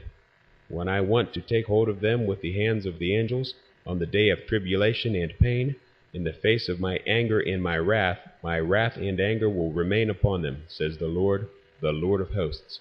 Your powerful kings who dwell upon the dry ground will be obliged to watch my Messiah sit down on the throne of my glory, and pledge in the name of the Lord of hosts, Azazel and his associates, and all his hosts. And I saw the hosts of the angels of punishment there, as they went, and they were holding chains of iron and bronze. I asked the angel of peace, who went with me, saying, To whom are those angels who are holding the chains going? And he said to me, Each to his own chosen ones, and to their beloved ones, so that they may be thrown into the chasm, into the depths of the valley. And then that valley will be filled with their chosen and the beloved ones. And the days of their life will be at an end, and the days of their leading astray will no longer be counted. In those days the angels will gather together, and will throw themselves towards the east, upon the Parthians and Medes. They will stir up the kings, so that a disturbing spirit will come upon them, and they will drive them from their thrones, and they will come out like lions from their lairs, and like hungry wolves in the middle of their flocks. And they will go up and trample on the land of my elect ones, and the land of my elect ones will become a trampling ground before them, and a beaten track. But the city of my righteous ones will be a hindrance to their horses, and they will stir up slaughter among themselves, and their own right hand will be strong against them. And a man will not admit to knowing his neighbor, or his brother, nor his son, nor a son his father, or his mother, until through their death there are many corpses, and their punishment will not be in vain. In those days Sheol will open its mouth, and they will sink into it and their destruction. Sheol will swallow up the sinners in front of the faces of the elect. And it came to pass, after this, that I saw another host of chariots with men riding on them. And they came upon the wind from the east and from the west to the south. And the sound of the noise of their chariots was heard. And when this occurred, the holy ones observed it from heaven, and the pillars of the earth were shaken from their foundations. And the sound was heard from the ends of the earth to the ends of heaven throughout one day. And all will fall down and worship the Lord of hosts. This is the end of the second speech. And then I began to speak the third speech, about the righteous and about the elect. Blessed are you, the righteous and the elect, for your lot will be glorious. The righteous will be in the light of the sun, and the elect in the light of eternal life. And there will be no end of days of their life, and the days that are holy will be without number. They will seek the light, and will find righteousness with the Lord of hosts. Peace be to the righteous with the Lord of the world. And after this it will be said to the holy that they seek in heaven the secrets of righteousness, the lot of faith, where it has become bright as the sun upon the dry ground. and darkness has passed away. There will be ceaseless light, and to a limit of days they will not come. For darkness will be destroyed beforehand, and the light will endure in front of the Lord of hosts, and the light of uprightness will endure in front of the Lord of hosts forever. In the 50th year, in the 7th month, on the 14th day of the month, in the life of Enoch. In that vision I saw how the heaven of heavens was shaken violently, and the host of the Most High and the angels, 1,000 thousands and 10,000 times 10,000, were extremely disturbed. Then I saw the Ancient of Days sitting on the throne of his glory, and the angels and righteous were sitting around him. And a great trembling seized me, and fear took hold of me. And my loins collapsed and gave way, and my whole being melted, and I fell upon my face. And the holy Michael sent another holy angel, one of the holy angels, and he raised me. And when he raised me, my spirit returned, for I had been unable to endure the sight of that host, and the disturbance, and the shaking of heaven. And the holy Michael said to me, What sight has disturbed you like this? Until today has the day of his mercy lasted, and he has been merciful and tolerant towards those who dwell on the dry ground. When the day and the power and the punishment and the judgment comes that the Lord of hosts has prepared for those who worship the righteous judgment, and for those who deny the righteous judgment, and for those who take his name in vain, and that day has been prepared, for the elect a covenant, but for the sinners a test. On that day 2 monsters will be separated from one another, a female monster, whose name is Leviathan, to dwell in the depths of the sea, above the springs of the water. And the name of the male is Behemoth, who occupies with his breast an immense desert named Dendane, on the east of the garden, where the elect and the righteous dwell, where my great-grandfather was received, who was 7th from Adam, the first man whom the Lord of hosts made. Then I asked the other angel to show me the power of those monsters, how they were separated on one day, and thrown, one into the depths of the sea, and the other onto the dry ground of the desert. And he said to me, Son of man, you here wish to know what is secret? And the angel of peace who was with me said to me, These 2 monsters, prepared in accordance with the greatness of the Lord, will feed them that punishment of the Lord. And children will be killed with their mothers, and sons with their fathers. When the punishment of the Lord of hosts rests upon them, it will remain resting, so that the punishment of the Lord of hosts may not come in vain upon these. Afterwards the judgment will be according to his mercy and his patience. In those days I saw long cords given to those angels, and they acquired wings for themselves, and flew, and went towards the north. And I asked the angel, saying, Why did these take the cords and go? And he said to me, They went so that they may measure.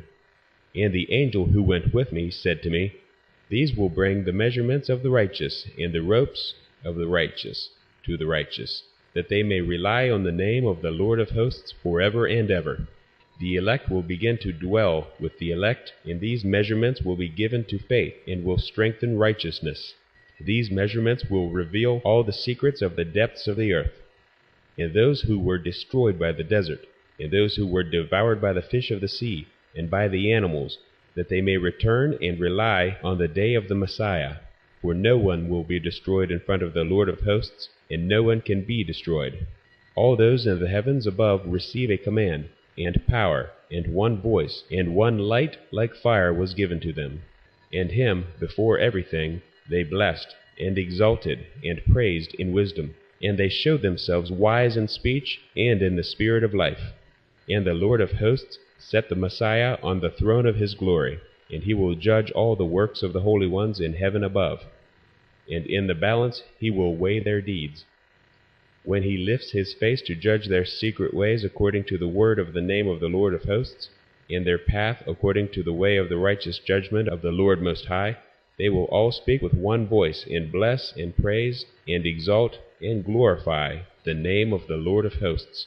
And he will call all the hosts of heaven, and all the holy ones above, and the hosts of the Lord, the cherubim, and the seraphim, and the Ophanim, and all the angels of power, and all the angels of principalities, and the Messiah, and the other host that is upon the dry ground, and over the water on that day. They will raise one voice, and will bless, and praise, and glorify, and exalt in the name of faith, and in the spirit of wisdom, and of patience, and in the spirit of mercy, and in the spirit of justice, and of peace, and in the spirit of goodness. They will all say with one voice, Blessed is he, and blessed be the name of the Lord of hosts forever and ever. All those who do not sleep in heaven above will bless him. All his holy ones who are in heaven will bless him, and all the elect ones who dwell in the garden of life, and every spirit able to bless, and praise, and exalt, and sanctify your holy name. And all flesh, which to the limit of its power, will praise, and bless your name forever and ever. For great is the mercy of the Lord of hosts, and he is tolerant, and all his works, and all his forces, as many as he has made, he has revealed to the elect and the righteous, in the name of the Lord of hosts. Then the Lord commanded the kings, and the mighty, and the exalted, and those who dwell upon the earth, and said, Open your eyes, and raise your horns if you are able to accept the Messiah. And the Lord of hosts sat on his throne of glory, and the Spirit of righteousness was poured out on him, and the word of his mouth kills all the sinners and all the lawless, and they are destroyed in front of him. On that day all the kings and the mighty and the exalted and those who possess the earth will stand up, and they will see and recognize how he sits on the throne of his glory. And the righteous are judged in righteousness in front of him, and no idle word is spoken in front of him. Pain will come upon them as upon a woman in labor, for whom giving birth is difficult when her child enters the mouth of the womb, and she has difficulty giving birth. And one half of them will look at the other, and they will be terrified, and will cast down their faces, and pain will take hold of them when they see that Son of a woman sitting on the throne of his glory. The mighty kings and all those who possess the earth will praise, bless, and exalt him who rules everything that is hidden. For from the beginning that Son of Man was hidden, and the Most High kept him in the presence of his power, and revealed him only to the elect. And the community of the holy and elect will be sown, and all the elect will stand before him on that day. And all the mighty kings and the exalted and those who rule the dry ground will fall down before him on their faces and worship. And they will set their hopes on that Son of Man, and will pray to him, and will ask for mercy from him. But the Lord of hosts will then so press them that they will hurry to go out from before him, and their faces will be filled with shame, and the darkness will grow deeper on their faces. And the angels of punishment will take them, so that they may repay them for the wrong that they did to his children and to his elect ones. And they will become a spectacle to the righteous and to his elect ones. They will rejoice over him, for the anger of the Lord of hosts will rest upon them, and the sword of the Lord of hosts will be drunk with them. The righteous and the elect will be saved on that day, and they will never see the faces of the sinners and the lawless from then on. And the Lord of hosts will remain over them, and with that Son of Man they will dwell, and eat, and lie down, and rise up forever and ever. The righteous and the elect will have risen from the earth, and will have ceased to cast down their faces, and will put on the garment of life. And this will be a garment of life from the Lord of hosts. And your garments will not wear out, and your glory will not fail in front of the Lord of hosts. In those days the mighty kings who possess the dry ground will beg the angels of his punishment, to whom they have been handed over, so that they might give them a little rest, and so that they might fall down and worship in front of the Lord of hosts, and confess their sins in front of him. And they will bless and praise the Lord of hosts, and say, Blessed be the Lord of hosts, and the Lord of kings, the Lord of the mighty, and the Lord of the rich, and the Lord of the glory, and the Lord of wisdom. And everything secret is clear in front of you, and your power is for all generations, and your glory is forever and ever. Deep and without number are all your secrets, and your righteousness is beyond reckoning. Now we realize that we should praise and bless the Lord of kings, and the one who is king over all kings. And they will say, Who will give us rest, so that we might praise and thank and bless him, and make our confession in front of his glory? Now we long for a rest, but we don't find it. We are driven off and don't obtain it. And the light has passed away from before us, and darkness will be our dwelling forever and ever. For we have not made our confession before him, and we have not praised the name of the Lord of kings, and we have not praised the Lord for all his works. But our hopes have been on the scepter of our kingdom, and of our glory. And on the day of our affliction and tribulation he does not save us, and we find no rest to make our confession that our Lord is faithful in all his doings, and in all his judgments and his justice, and that his judgments show no respect for people. And we pass away from in front of him because of all our works, and all our sins have been counted exactly. And they will say to them, Our souls are satisfied with possessions gained through iniquity, but they don't prevent our going down into the flames of the torment of Sheol. And after this, their faces will be filled with darkness and shame in front of that Son of Man, and they will be driven away from him, and the sword will dwell among them, and in front of him. And the Lord of hosts says, This is the law of the judgment for the mighty, and the kings, and the exalted, and for those who possess the dry ground in front of the Lord of hosts. And I saw other figures hidden in that place. I heard the voice of the angel saying, These are the angels who came down from heaven onto the earth, and revealed what is secret to the sons of men, and led astray the sons of men, so that they committed sin. And on that day the holy Michael answered Raphael, saying, The power of the Spirit seizes me, and makes me tremble, because of the harshness of the judgment of the angels.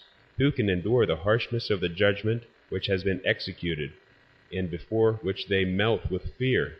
Then the holy Michael answered Raphael again, and said to him, Who is he whose heart is not softened over this, and whose mind would not be disturbed by this word? Judgment has gone out against them upon those whom they have led out like this. But it came to pass, when he stood before the Lord of hosts, that the holy Michael spoke as follows to Raphael, I will not take their part under the eye of the Lord, for the Lord of hosts is angry with them, because they acted as if they were gods. Because of this, the hidden judgment will come upon them forever and ever. For neither any other angel nor any man will receive their lot, but they alone have received their judgment forever and ever. And after this judgment I will terrify them, and make them tremble, for they have shown this to those who dwell upon the dry ground. And these are the names of those angels.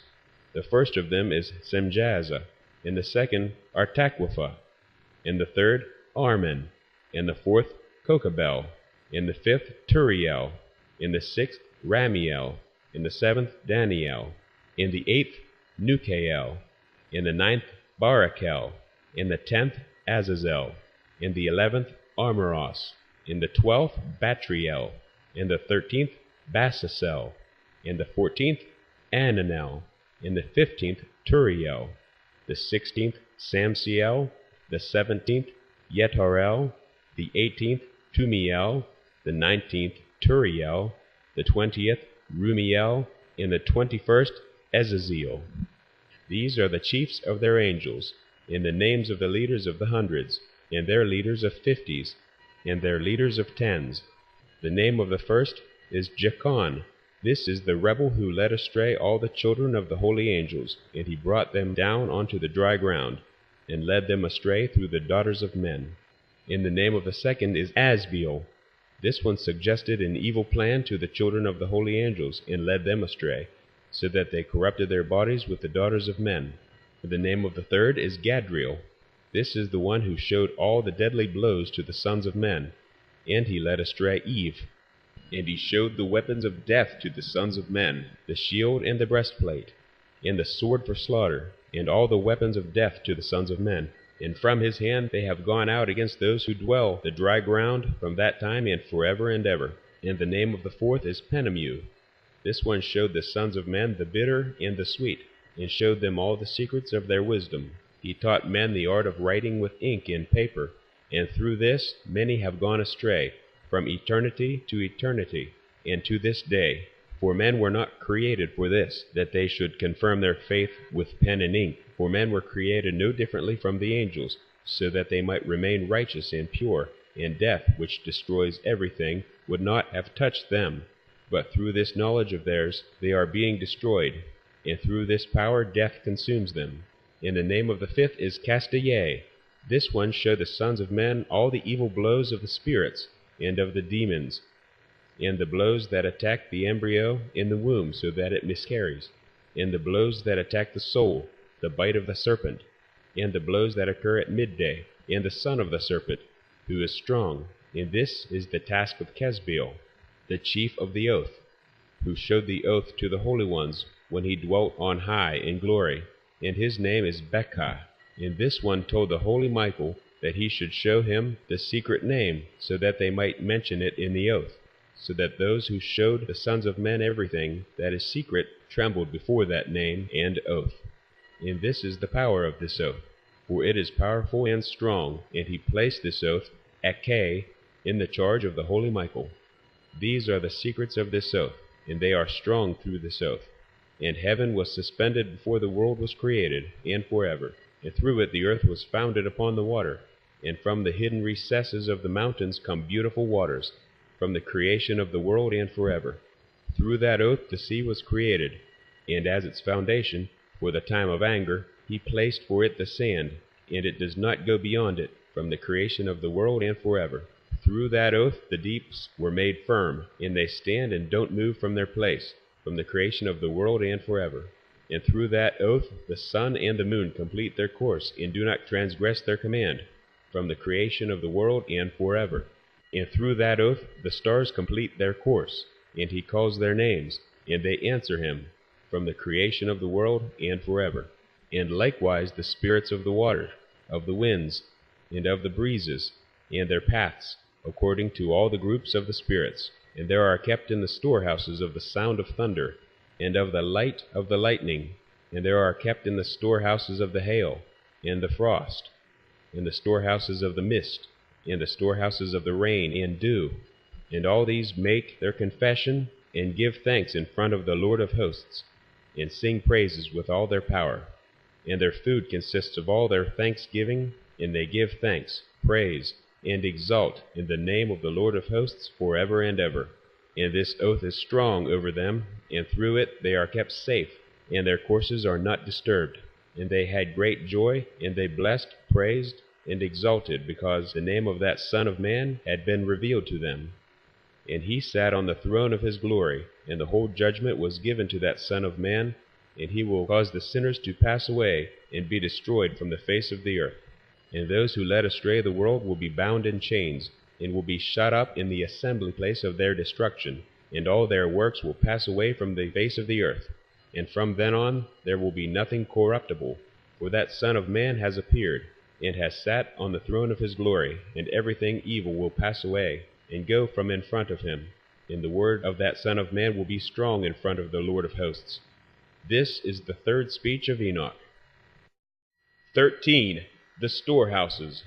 It came to pass after this, that while he was living, his name was lifted from those who dwell upon the dry ground to the presence of that Son of Man, and to the presence of the Lord of hosts. And he was lifted on the chariots of the Spirit, and his name vanished from among them. And from that day I was not counted among them, and he placed me between two winds, between the north and the west, where the angels took the cords to measure for me the place for the elect and the righteous. And there I saw the first fathers and the righteous, who from the beginning of the world dwelt in that place. And it came to pass after this, that my spirit was carried off, and it went up into the heavens.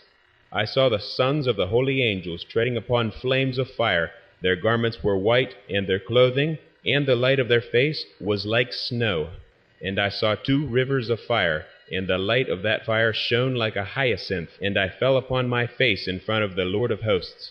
Then the angel Michael, one of the archangels, took hold of me by my right hand, and raised me and led me out to all the secrets of mercy, and the secrets of righteousness. He showed me all the secrets of the ends of heaven, and all the storehouses of the stars, from where they come out from below the holy ones. And the Spirit carried Enoch off to the highest heaven, and I saw there, in the middle of that light, something built of crystal stones, and in the middle of those stones rivers of living fire. My spirit saw a circle of fire, which surrounded that house, and from its 4 sides came rivers full of living fire, and they surrounded that house. And all around were the seraphim, and the cherubim, and the Ophanim. These are they who do not sleep, but keep watch over the throne of his glory. I saw angels, who could not be counted, 1,000 thousands and 10,000 times 10,000 surrounding that house. And Michael, Raphael, Gabriel, and Penuel, and all the holy angels who are in the heavens above, went in and out of that house. Then Michael, Raphael, Gabriel, and Penuel, and many holy angels without number, came out from that house, and with them the Ancient of Days, his head white and pure, like wool, and his garments indescribable. And I fell upon my face, and my whole body melted, and my spirit was transformed, and I cried out in a loud voice in the spirit of power, and I blessed, praised, and exalted. And these blessings, which came out from my mouth, were pleasing before the Ancient of Days. And the Ancient of Days came with Michael, Gabriel, Raphael, and Penuel, and thousands and tens of thousands of angels without number. And that angel came to me, and greeted me with his voice, and said to me, You are the Son of Man, who was born to righteousness, and righteousness remains over you, and the righteousness of the Ancient of Days will never leave you. And he said to me, He proclaims peace to you in the name of the world which is to come. For from there peace has come out from the creation of the world, and so you will have it forever and ever and ever. All will walk according to your way, and in like manner righteousness will never leave you. With you will be their dwelling, and with you their lot, and they will not be separated from you forever and ever and ever. And so there will be length of days with that Son of Man, and the righteous will have peace, and the righteous will have an upright way in the name of the Lord of hosts, forever and ever. And in those days my eyes saw the secrets of the flashes of lightning, and the lights, and the regulations governing them. And they flashed for a blessing or for a curse, as the Lord of hosts wishes. And there I saw the secret of the thunder, and how when it crashes in heaven above, the sound of it is heard. And they showed me the dwellings of the dry ground, and the sound of the thunder for peace, and for blessing, or for a curse, according to the word of the Lord of hosts.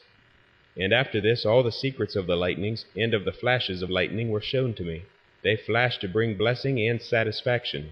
And the other angel spoke to me, the one who went with me, and showed me what is secret, what is first and last in heaven, in the heights and under the dry ground, in the depths and at the ends of heaven, and at the foundations of heaven, and in the storehouses of the winds, and how the spirits are distributed, and how they are weighed, and how the springs and the winds are counted according to the power of their spirit, and the power of the light of the moon, and the divisions of the stars according to their names, and how all the divisions are made, and the thunder according to the places where it falls, and all the divisions that are made in lightning, so that it may flash, and its hosts, how they quickly obey. For the thunder has fixed intervals, which has been given to its sound for waiting. And the thunder and the lightning are not separate, although not the same. Through a spirit the two of them move inseparably. For when the lightning flashes, the thunder utters its voice, and the spirit, at the proper time, causes it to rest, and divides equally between them, because the storehouses of the times for their occurrence is like that of the sand, and each of them, at the proper time, is held by a rein, and turned back by the power of the Spirit, and likewise driven forward, according to the number of the regions of the earth. The spirit of the sea is male and strong, and according to the power of its strength the Spirit turns it back with a rein, and likewise it is driven forward, and scattered among all the mountains of the earth. The spirit of the frost is its own angel, and the spirit of the hail is a good angel. The spirit of the snow has withdrawn because of its power, and it has a special power, and that which rises from it is like smoke, and its name is frost. The spirit of the mist is not associated with them in their storehouse, but has a special storehouse, for its course is glorious both in light and in darkness, and in winter and in summer, and its storehouse is an angel. The spirit of the dew has its dwelling at the ends of heaven, and is connected with the storehouses of the rain. Its course is in winter and in summer, and its clouds. And the clouds of the mist are associated, and one gives to the other. When the spirit of the rain moves from its storehouse, the angels come and open the storehouse and bring it out. When it is scattered over all the dry ground, it joins with all the water that is on the ground. And whenever it joins with the water that is on the ground, it replenishes the sea and the lakes. For the waters are for those who dwell upon the dry ground, for they are nourishment for the dry ground from the Most High who is in heaven. Therefore there is a fixed measure for the rain, and the angels comprehend it. All these things I saw towards the garden of righteousness. 14. The Revolutions of the Lights. The book of the revolutions of the lights of heaven, each as it is, according to their classes, according to their period of rule and their times. according to their names and places of origin, and according to their months. This Uriel, the holy angel who was with me, and is their leader, showed to me. And he showed me all their regulations, exactly as they are, for each year of the world and forever, until the new creation is made, which will last forever. This is the first law of the lights. The light called the sun, its rising is in the gates of heaven, which are towards the east, and its setting is in the western gates of heaven. And I saw 6 gates from which the sun rises, and 6 gates in which the sun sets, and the moon also rises and sets in those gates, and the leaders of the stars together with those whom they lead. There are 6 in the east and 6 in the west, all exactly in place, one next to the other, and there are many windows to the south and the north of those gates. And first there rises the greater light, named the sun, and its shape is like the circle of heaven, and its entirety is full of fire which gives light and warmth. The wind blows the chariots on which it ascends, and the sun goes down in the sky and returns through the north in order to reach the east, and is led so that it comes to the appropriate gate and shines in the sky. In this way it rises in the first month in the large gate, namely, it rises through the 4th of those 6 gates that are towards the east. And in that 4th gate, through which the sun rises in the first month, there are 12 window openings, from which, whenever they are opened, flames go out. When the sun rises in heaven, it goes out through that 4th gate for 30 days, and exactly in the 4th gate, in the west of heaven, it goes down. In those days the sun grows daily longer, and the night grows nightly shorter, until the 30th morning. On that day the sun becomes longer than the night by a double part, and the day amounts to exactly 10 parts, and the night amounts to 8 parts.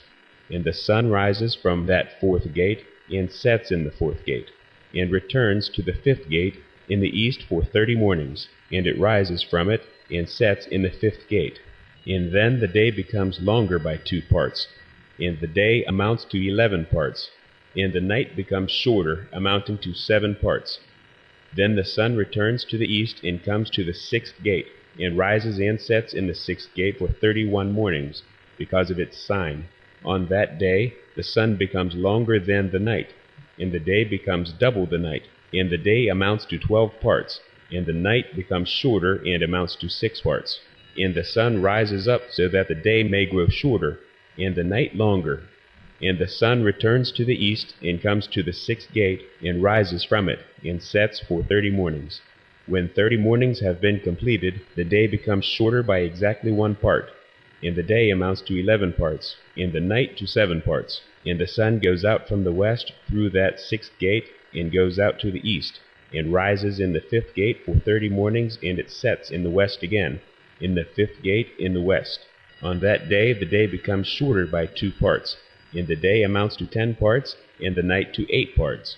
Then the sun rises from that 5th gate, and sets in the 5th gate in the west, and rises in the 4th gate for 31 mornings because of its sign, and sets in the west. On that day the day becomes equal with the night, and is of equal length, and the night amounts to 9 parts, and the day to 9 parts.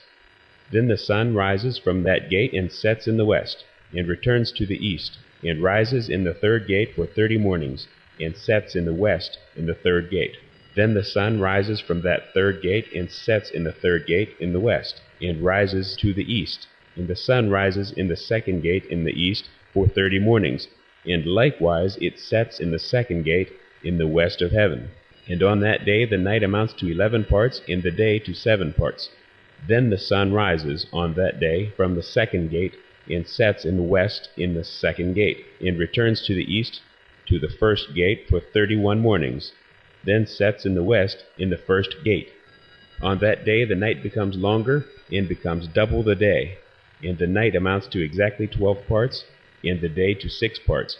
And with this the sun has completed the divisions of its journey, and it turns back again along these divisions of its journey, and it comes through that 1st gate for 30 mornings, and sets in the west opposite it.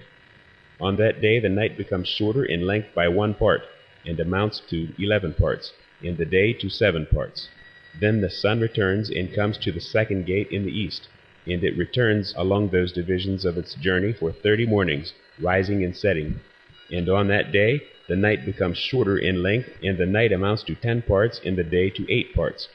And on that day the sun rises from the second gate, and sets in the west, and returns to the east, and rises in the third gate for 31 mornings, and sets in the west of heaven. And on that day the night becomes shorter, and amounts to 9 parts, and the day amounts to 9 parts, and the night becomes equal with the day, and the year amounts to exactly 364 days. And the length of the day and the night, and the shortness of the day and the night are different because of the journey of the sun.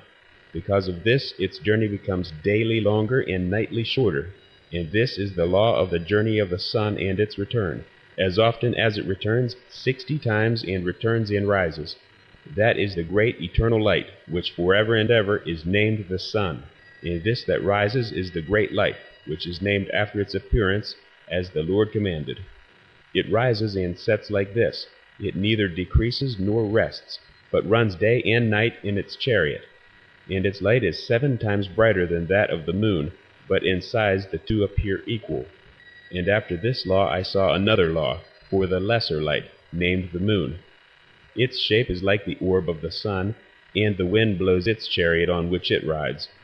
And in fixed measure light is given to it. Every month its rising and setting change, and its days are as the days of the sun. And when its light is uniformly full, it is a 7th part the light of the sun. And it rises like this, and its first phase is towards the east. It rises on the 13th morning. On that day it appears and becomes the first phase of the moon for you on the 30th morning, together with the sun and the gate through which the sun rises. 1/2 covers with the 7th part, and its entire circle is empty without light, except for a 7th part, a 14th part of its light. On the day it receives a 7th part and a half of its light amounts to a 7th, and a 7th part and a half. It sets with the sun, and when the sun rises, the moon rises with it, and receives a half of 1 part of light. On that night, at the beginning of the moon's day, the moon sets with the sun, and is dark on that night in 6 and 7 parts and a half. And it rises on that day with exactly a 7th part. It goes out with exactly a 7th part. It goes out, receding from the rising of the sun, and becomes bright on the remainder of its days, and in the 6th and 7th parts. And another journey and law I saw for it, in that according to this law it makes its monthly journey. And Uriel, the holy angel who is leader of them all, showed me everything, and I wrote down their positions as he showed them to me. I wrote down their months as they are, and the appearance of their light, until 15 days have been completed. In 7 parts it makes all its darkness full, and in 7 parts it makes all its light full, in the east and in the west. But in certain months it changes its setting, and in certain months it follows its own individual course. In 2 months it sets with the sun, in those 2 gates that are in the middle, in the 3rd and in the 4th gate. It goes out for 7 days and turns back, and returns again to the gate from which the sun rises. And in that gate it makes all its light full, and it recedes from the sun, and comes in 8 days to the 6th gate from which the sun rises. And when the sun rises from the 4th gate, the moon goes out for 7 days, until it rises from the 5th gate. Then again it returns in 7 days to the 4th gate, makes all its light full, recedes, and comes to the 1st gate in 8 days. And again it returns in 7 days to the 4th gate from which the sun rises. I saw their positions like this, how the moon rose and the sun set in those days. And if 5 years are added together, the sun has an excess of 30 days. For each year of the 5 years there are 364 days. And the excess of the sun and the stars comes to 60 days. In 5 years, with 6 days each, they have an excess of 30 days. And the days of the moon fall behind the sun and the stars by 30 days. And the moon conducts the years exactly, all of them according to their eternal positions. They are neither early nor late, even by 1 day, but change the year in exactly 364 days. In 3 years there are 1,092 days, and in 5 years 1,820 days, so that in 8 years there are 2,912 days. For the moon alone, the days in 3 years come to 1,062 days, and in 5 years it is 50 days behind. And there are 1,770 days in 5 years, so that for the moon the days amount to 2,832 days in 8 years. For the difference in 8 years is 80 days, and all the days the moon is behind in 8 years are 80 days. And the year is completed exactly in accordance with their positions, and the positions of the sun, in that they rise from the gate from which the sun rises and sets for 30 days. And the leaders of the tens of thousands, who are in charge of the whole creation, and in charge of all the stars, and also the 4 days which are added, and are not separated from their position, according to the whole reckoning of the year. And these serve on the 4 days that are not counted in the reckoning of the year. And because of them men go wrong in them, for these lights really serve in the stations of the world, one in the first gate, and one in the third gate, and one in the fourth gate, and one in the sixth gate. And the exact harmony of the world is completed in the separate 364 stations of the world. For the signs and the times and the years and the days were shown to me by the angel Uriel, whom the Lord of eternal glory has placed in charge of all the lights in heaven and in the world, so that they might rule on the face of the heaven and appear over the earth, and be leaders of the day and night, the sun, the moon, the stars, and all the serving creatures who revolve in the chariots of heaven. Likewise Uriel showed me 12 gate openings in the circle of the chariot of the sun, in the sky, from which the rays of the sun come out, and from them heat comes out over the earth when they are opened at the times that are appointed for them. There are also openings for the winds, and for the spirit of the dew, when they are opened at their times to stand open at the end of heaven. I saw 12 gates in heaven, at the ends of this land, from which the sun, and the moon, and the stars, and all the works of heaven go out in the east and in the west. And there are many window openings to the north and to the south, and each window at its appointed time sends out heat corresponding to those gates, from which the stars go out in accordance with his command to them, and in which they set according to their number. And I saw chariots in heaven running through the region above those gates, in which the stars that never set rotate. But one is bigger than all the others. It goes around through this whole place. At the ends of the earth I saw 12 gates open to all the winds, from which the winds come out and blow over the earth. 3 of them open in front of heaven, and 3 in the back, and 3 on the right of heaven, and 3 on the left. The 3 first are those towards the east, and then the 3 towards the north, and the 3 after these towards the south, and the 3 in the west. Through 4 of them come winds of blessing and peace, and from the other 8 come winds of punishment. When they are sent, they bring devastation to the whole earth, and to the water which is on it, and to all those that dwell upon it, and to everything that is in the water and on the dry ground. And the first wind from those gates, called the east wind, comes out through the first gate, which is toward the east. The one that comes from the south brings devastation, drought, heat, and destruction. Through the second gate, in the middle, comes what is right, and from it comes rain, fruitfulness, prosperity, and dew. Through the third gate, which is towards the north, comes cold and drought.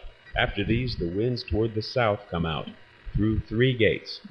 First, through the first of the gates, which inclines towards the east, comes a hot wind. Through the middle gate, which is next to it, come pleasant fragrances, and dew, rain, prosperity, and life. Through the third gate, which is towards the west, come dew, rain, locusts, and devastation. After these the winds towards the north. From the 7th gate, which is toward the east, come dew and rain, locusts, and devastation. And through the gate exactly in the middle come rain and dew, life and prosperity. Through the third gate, which is towards the west, come mist, frost, snow, rain, dew, and locusts. After these are the winds towards the west. Through the first gate, which inclines towards the north, come dew, rain, ice, cold, snow, and frost. And from the middle gate come dew, rain, prosperity, and blessing. Through the last gate, which is towards the south, come drought and devastation, burning and destruction. And in this manner the 12 gates of the 4 quarters of heaven are complete. And all their laws, and all their punishments, and all their benefits I have shown to you, my son Methuselah. They called their first quarter eastern, because it is the first, and they called the second the south, because there the Most High descends, and especially the one who is blessed forever descends there. And the western quarter is called waning, because there all the lights of heaven wane and go down. And the fourth quarter, named the north, is divided into 3 parts. And the first of them is the dwelling place for men, and the second contains seas of water, and the deeps, and the forests, and the rivers, and darkness and mist. And the third part contains the garden of righteousness. I saw 7 high mountains, which were higher than all the mountains on the earth, and from them snow comes. Days and times and years pass away and go by. I saw 7 rivers on the earth, larger than all the other rivers. One of them comes from the east and pours out its waters into the great sea. 2 of them come from the north to the sea and pour out their waters into the Red Sea in the east. And the remaining 4 flow out on the side of the north to their seas, 2 to the Red Sea, and 2 into the great sea, and they discharge themselves there, and not into the wilderness, as some say. I saw 7 large islands, in the sea and on the land, 2 on the land, and 5 in the great sea. The names of the sun are as follows: the first Or-Keres, and the second Shemesh. The moon has 4 names. The first is Ishon, and the second Lebanah, and the third Lebanah-Kishah, and the fourth Yarek. These are the 2 great lights. Their shape is like the circle of heaven, and in size the 2 appear equal. In the orb of the sun are 7 parts of light, which are added to it more than to the sun, and in fixed measure light is transferred to the moon until a 7th part of the sun is exhausted. And they go into the gates of the west, go around through the north, and rise through the gates of the east on the face of heaven. And when the moon rises, it appears in the sky, and has a half of a 7th part of light. And on the 14th day it makes all its light full. 15 parts of light are transferred to it, until on the 15th day its light is full, according to the sign of the year, and amounts to 15 parts. And the moon comes into being by halves of a 7th part. And in its waning on the first day it decreases to 14 parts of its light, and on the 2nd to 13 parts, and on the 3rd to 12 parts, and on the 4th to 11 parts, and on the 5th to 10 parts, and on the 6th to 9 parts, and on the 7th to 8 parts, and on the 8th to 7 parts, and on the 9th to 6 parts, and on the 10th to 5 parts, and on the 11th to 4 parts, and on the 12th to 3, and on the 13th to 2, and on the 14th to half of a 7th part. And all the light that remains from the total disappears on the 15th day. And in certain months the moon has 29 days, and once 28. Then Uriel showed me another law. When light is transferred to the moon, and on which side it is transferred from the sun, all the time that the moon is increasing in its light, it transfers as it becomes opposite the sun, until in 14 days its light is full in the sky. And when it is all ablaze, its light is full in the sky. And on the first day it is called the new moon, for on that daylight rises on it. Its light becomes full exactly on the day that as the sun goes down in the west it rises from the east for the night. And the moon shines for the whole night until the sun rises opposite it, and the moon is seen opposite the sun. And on the side on which the light of the moon appears, there again it wanes until all its light disappears. And the days of the moon end, and its circle remains empty without light. And for 3 months at its proper time it achieves 30 days, and for 3 months it achieves 29 days, during which it completes its waning. In the first period, in the first gate, 127 days. And in the time of its rising, for 3 months it appears in each month with 30 days, but for 3 months it appears in each month with 29 days. For night, for 20 days each time, it looks like a man, and by day like heaven, for there is nothing else in it except its light. And now, my son Methuselah, I have shown you everything, and the whole law of the stars of heaven is complete. He showed me the whole law for these, for every day, and for every time, and for every rule, and for every year, and for its end, according to its command, for every month and every week. And the waning of the moon, which occurs in the 6th gate, for in that 6th gate its light becomes full, and after that it is the beginning of the month.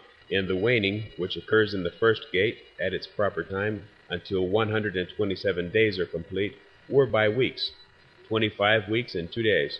And how it falls behind the sun, according to the law of the stars, by exactly 5 days in one period of time, when it has completed the pathway you have seen. Such is the appearance and the likeness of every light, which Uriel, the great angel who is their leader, showed to me. And in those days Uriel answered me and said to me, Listen, I have shown you everything, O Enoch, and I have revealed everything to you, so that you may see this sun, this moon, and those who lead the stars of heaven, and all those who turn them, their tasks and their times and their rising. But in the days of the sinners the years will become shorter, and their seed will be late on the land and on their fields. And all things on the earth will change and will not appear at their proper time. And the rainwater will be withheld, and heaven will retain it. In those times the fruit of the earth will be late, and will not grow at their proper time. And the fruit of the trees will be withheld at their proper time. And the moon will change its customary practice, and will not appear at its proper time.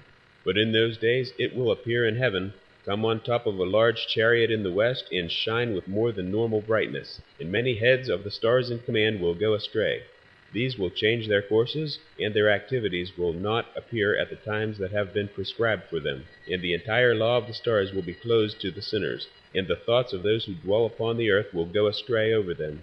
And they will turn from their ways and go astray, and will think they are gods. And many evils will overtake them, and punishment will come upon them to destroy them all. And he said to me, O Enoch, look at the scroll of the tablets of heaven, and read what is written upon them, and note every individual fact. And I looked at everything that was written, and I noted everything. I read the scroll and everything that was written in it, all the deeds of men, and all the children of flesh who will be upon the earth, for all the generations of eternity. Then I immediately blessed the Lord, the eternal King of glory, because he has made all the works of the world. And I praised the Lord because of his patience, and I blessed him on account of the sons of Adam. And at that time I said, Blessed is the man who dies righteous and good, concerning whom no scroll of iniquity has been written, and against whom no guilt has been found. 15. Enoch's letter to Methuselah. Then these three holy ones brought me and set me on the earth in front of the door of my house, and said to me, Tell everything to your son Methuselah, and show all your children that no flesh is righteous before the Lord, for he created them. For 1 year we will leave you with your children, until you have regained your strength, so that you may teach your children and write these things down for them, and bear witness to all your children. But in the 2nd year we will take you from among them. Let your heart be strong, for the good will proclaim righteousness to the good. The righteous will rejoice with the righteous, and they will wish each other well. But the sinner will die with the sinners, and the apostate will sink with the apostate. And those who practice righteousness will die because of the deeds of men, and will be gathered in because of the deeds of the ungodly. In those days they finished speaking to me, and I went to my family as I blessed the Lord of ages. And now, my son Methuselah, all these things I recount to you, and write down for you. I have revealed everything to you, and have given you scrolls about these things. Keep, my son Methuselah, the scrolls from the hand of your father, so that you may pass them on to the generations of eternity. I have given wisdom to you and to your children, and to those who will be your children, that they may give it to their children for all the generations, forever, this wisdom that is beyond their thoughts. And those who understand it will not sleep, but will incline their ears, that they may learn this wisdom, and it will be better for those who eat from it than any good food. 16.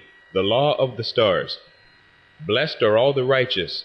Blessed are all those who walk in the way of righteousness, and don't sin like the sinners. In the numbering of all their days in which the sun journeys in heaven, coming in and out through the gates of heaven for 30 days.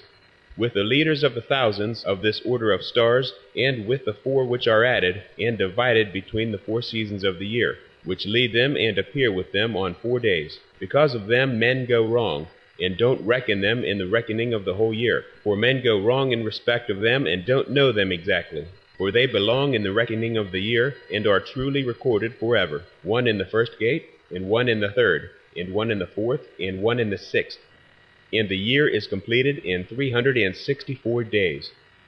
And this account of it is true, and the recorded reckoning of it is exact. For the lights, and the months, and the feasts, and the years, and the days, Uriel showed me, and inspired me, he to whom the Lord of the whole created world gave commands about the host of heaven for me. He has the power in heaven over night and day, to cause light to shine on men, the sun, the moon, and the stars, and all the powers of heaven, which rotate in their orbits. And this is the law of the stars, which set in their places, at their times, and at their feasts, and in their months. And these are the names of those men who led me, who keep watch, so that they appear at their times, and in their orders, and in their months, and in their periods of rule, and in their positions. There are 4 leaders who divide the 4 parts of the year appear first, and after them the 12 leaders of the orders who divide the months and the years into 364 days, with the heads over thousands who separate the days. And for the 4 days that are added to them, there are leaders who separate the 4 parts of the year.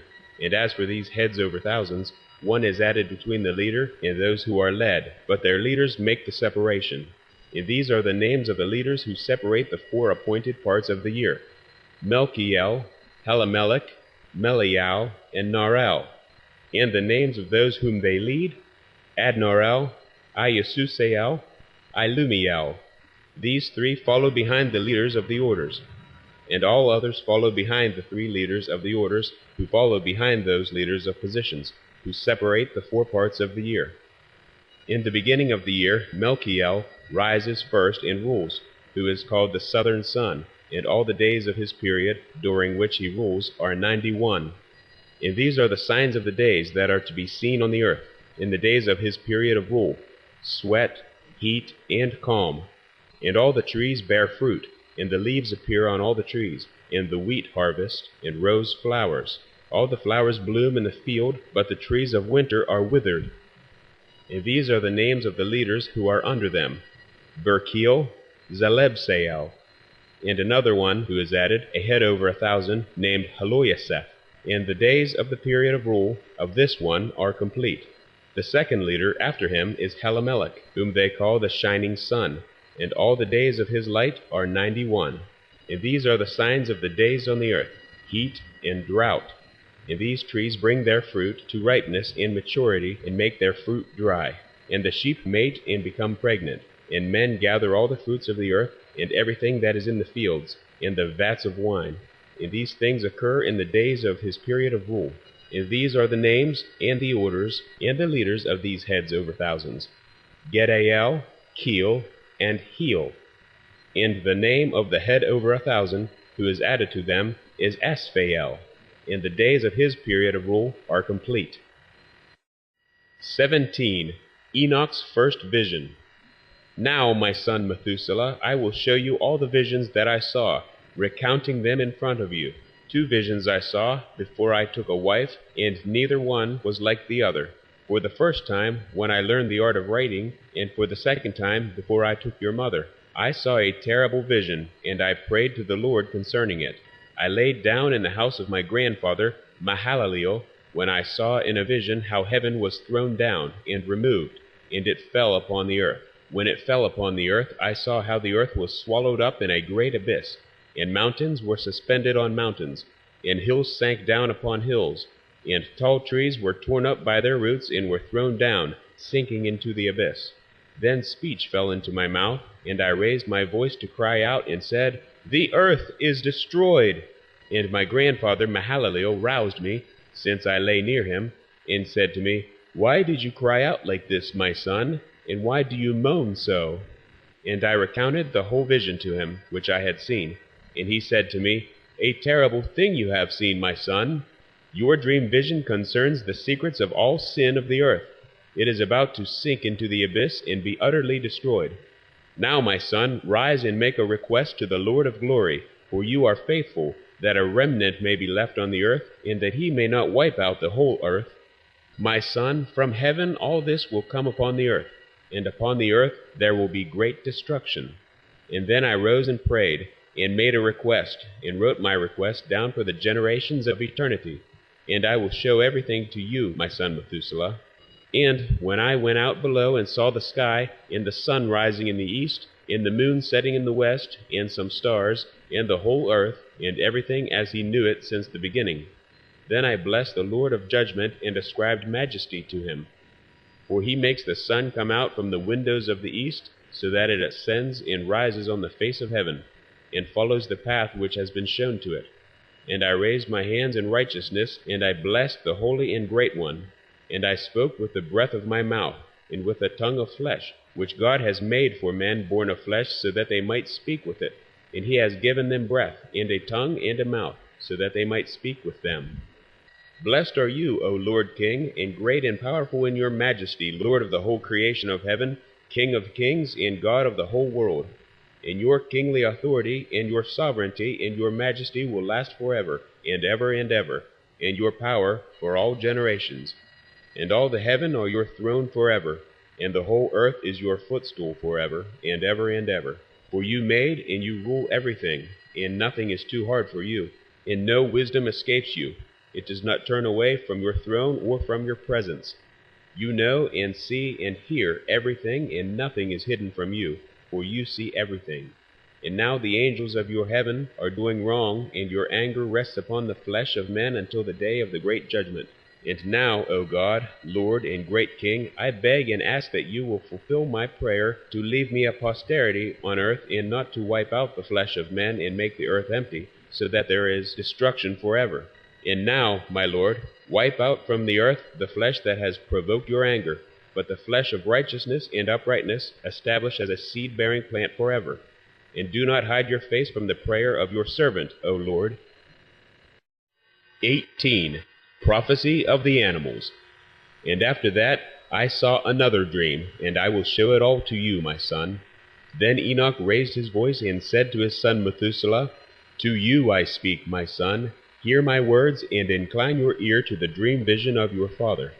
Before I took your mother, Edna, I saw a vision on my bed, and a bull, Adam, came out of the earth, and that bull was white.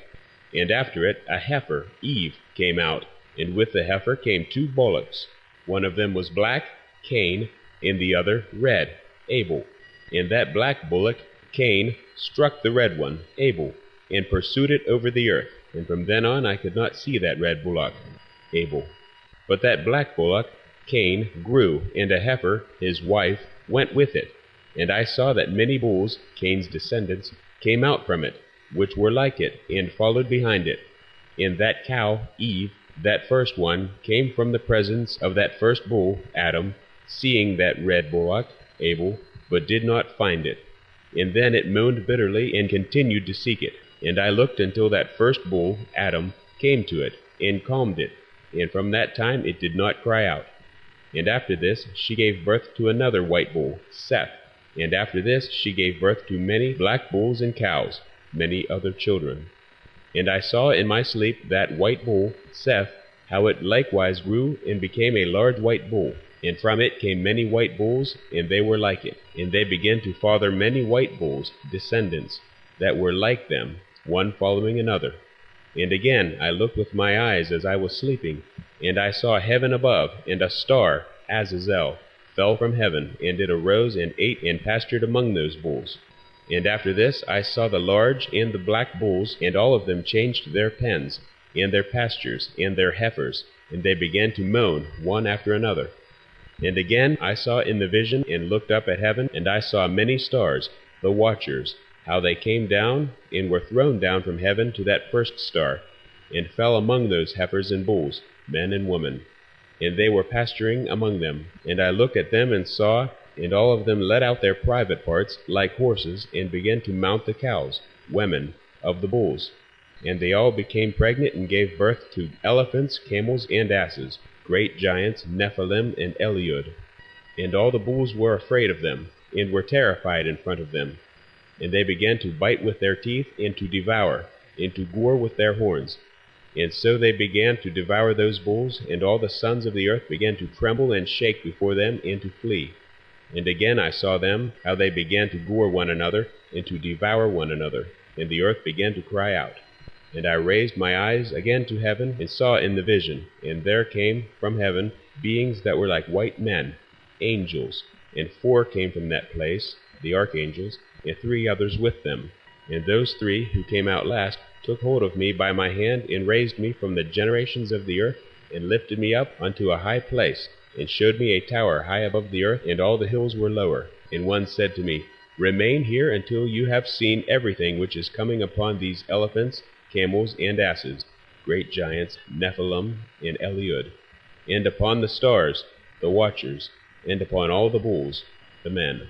And I saw one of those 4, Raphael, who had come out first, how he took hold of that first star, Azazel, which had fallen from heaven, and bound it by its hands and feet, and threw it into an abyss. And that abyss was narrow, and deep, and horrible, and dark.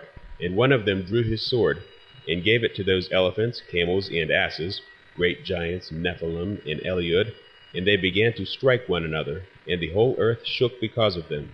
And as I looked in the vision, one of those four who had come out cast a line from heaven, and gathered and took all the large stars, those whose private parts were like the private parts of horses, and bound them all by their hands and their feet, and threw them into a chasm of the earth. And one of those four went to a white bull, Noah, and taught him a mystery, trembling as he was. He was born a bull, but became a man, and built for himself a large vessel, the ark, and dwelt on it. And 3 bulls, Shem, Ham, and Japheth, went with him in that vessel, and they were covered over. And again I raised my eyes to heaven, and saw a high roof with 7 water channels on it, the upper waters. And those channels discharged much water into an enclosure, the earth. And I looked again, and springs, fountains of the deep, opened on the floor of that large enclosure, the earth, and water began to bubble up, and to rise over the floor. And I looked at that enclosure, the earth, until its whole floor was covered by water. And water, darkness, and mist increased on it. And I looked at the height of that water, and that water had risen above that enclosure, and was pouring out over the enclosure, and it remained on the earth. And all the bulls of that enclosure, the wicked generation, were gathered together, until I saw how they sank and were swallowed up and destroyed in that water. And that vessel, the ark, floated on the water. But all the bulls, elephants, camels, and asses, men, great giants, Nephilim, and Eliud, sank to the bottom, together with all the animals, so that I could not see them. And they were unable to get out, but were destroyed, and sank into the depths.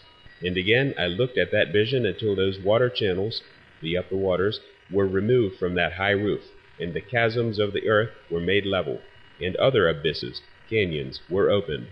And the water began to run down into them, until the earth became visible, and that vessel, the ark, settled on the earth, and the darkness departed, and light appeared. And that white bull, Noah, who became a man, went out from the vessel, the ark, and the 3 bulls, Shem, Ham, and Japheth, with him.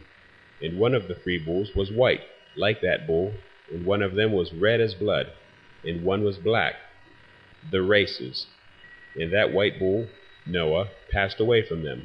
And they began to father wild animals and birds, so that there arose from them every kind of species, lions, tigers, wolves, dogs, hyenas, wild boars, foxes, badgers, pigs, falcons, vultures, kites, eagles, and ravens, every nation of mankind. But among them was born a white bull, Abraham. And they began to bite one another, fight among themselves. But that white bull, Abraham, which was born among them, fathered a white ass, Ishmael, and a white bull, Isaac, with it. And the wild asses, the Ishmaelites, increased. But that bull, Isaac, which was born from it, fathered a black wild boar, Esau, and a white sheep, Jacob. And that wild boar, Esau, fathered many boars, and that sheep, Jacob, fathered 12 sheep, the 12 patriarchs. And when those 12 sheep had grown, they handed one of their number, Joseph, over to the asses, Midianites. And those in turn handed that sheep, Joseph, over to the wolves, the Egyptians. And that sheep, Joseph, grew up among the wolves, the Egyptians. And the Lord brought the 11 sheep, the remaining patriarchs, to dwell with it, and to pasture with it among the wolves, the Egyptians. And they increased and became many flocks of sheep, many descendants.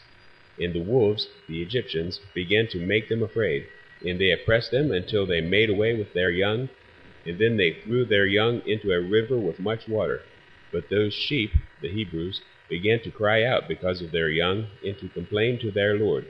But a sheep, Moses, which had been saved from the wolves, the Egyptians, fled and escaped to the wild asses, the Ishmaelites.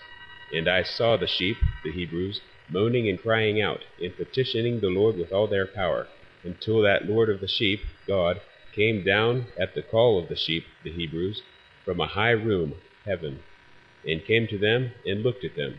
And he called that sheep, Moses, which had fled from the wolves, the Egyptians, and spoke to it about the wolves, the Egyptians, that it should warn them that they should not touch the sheep, the Hebrews.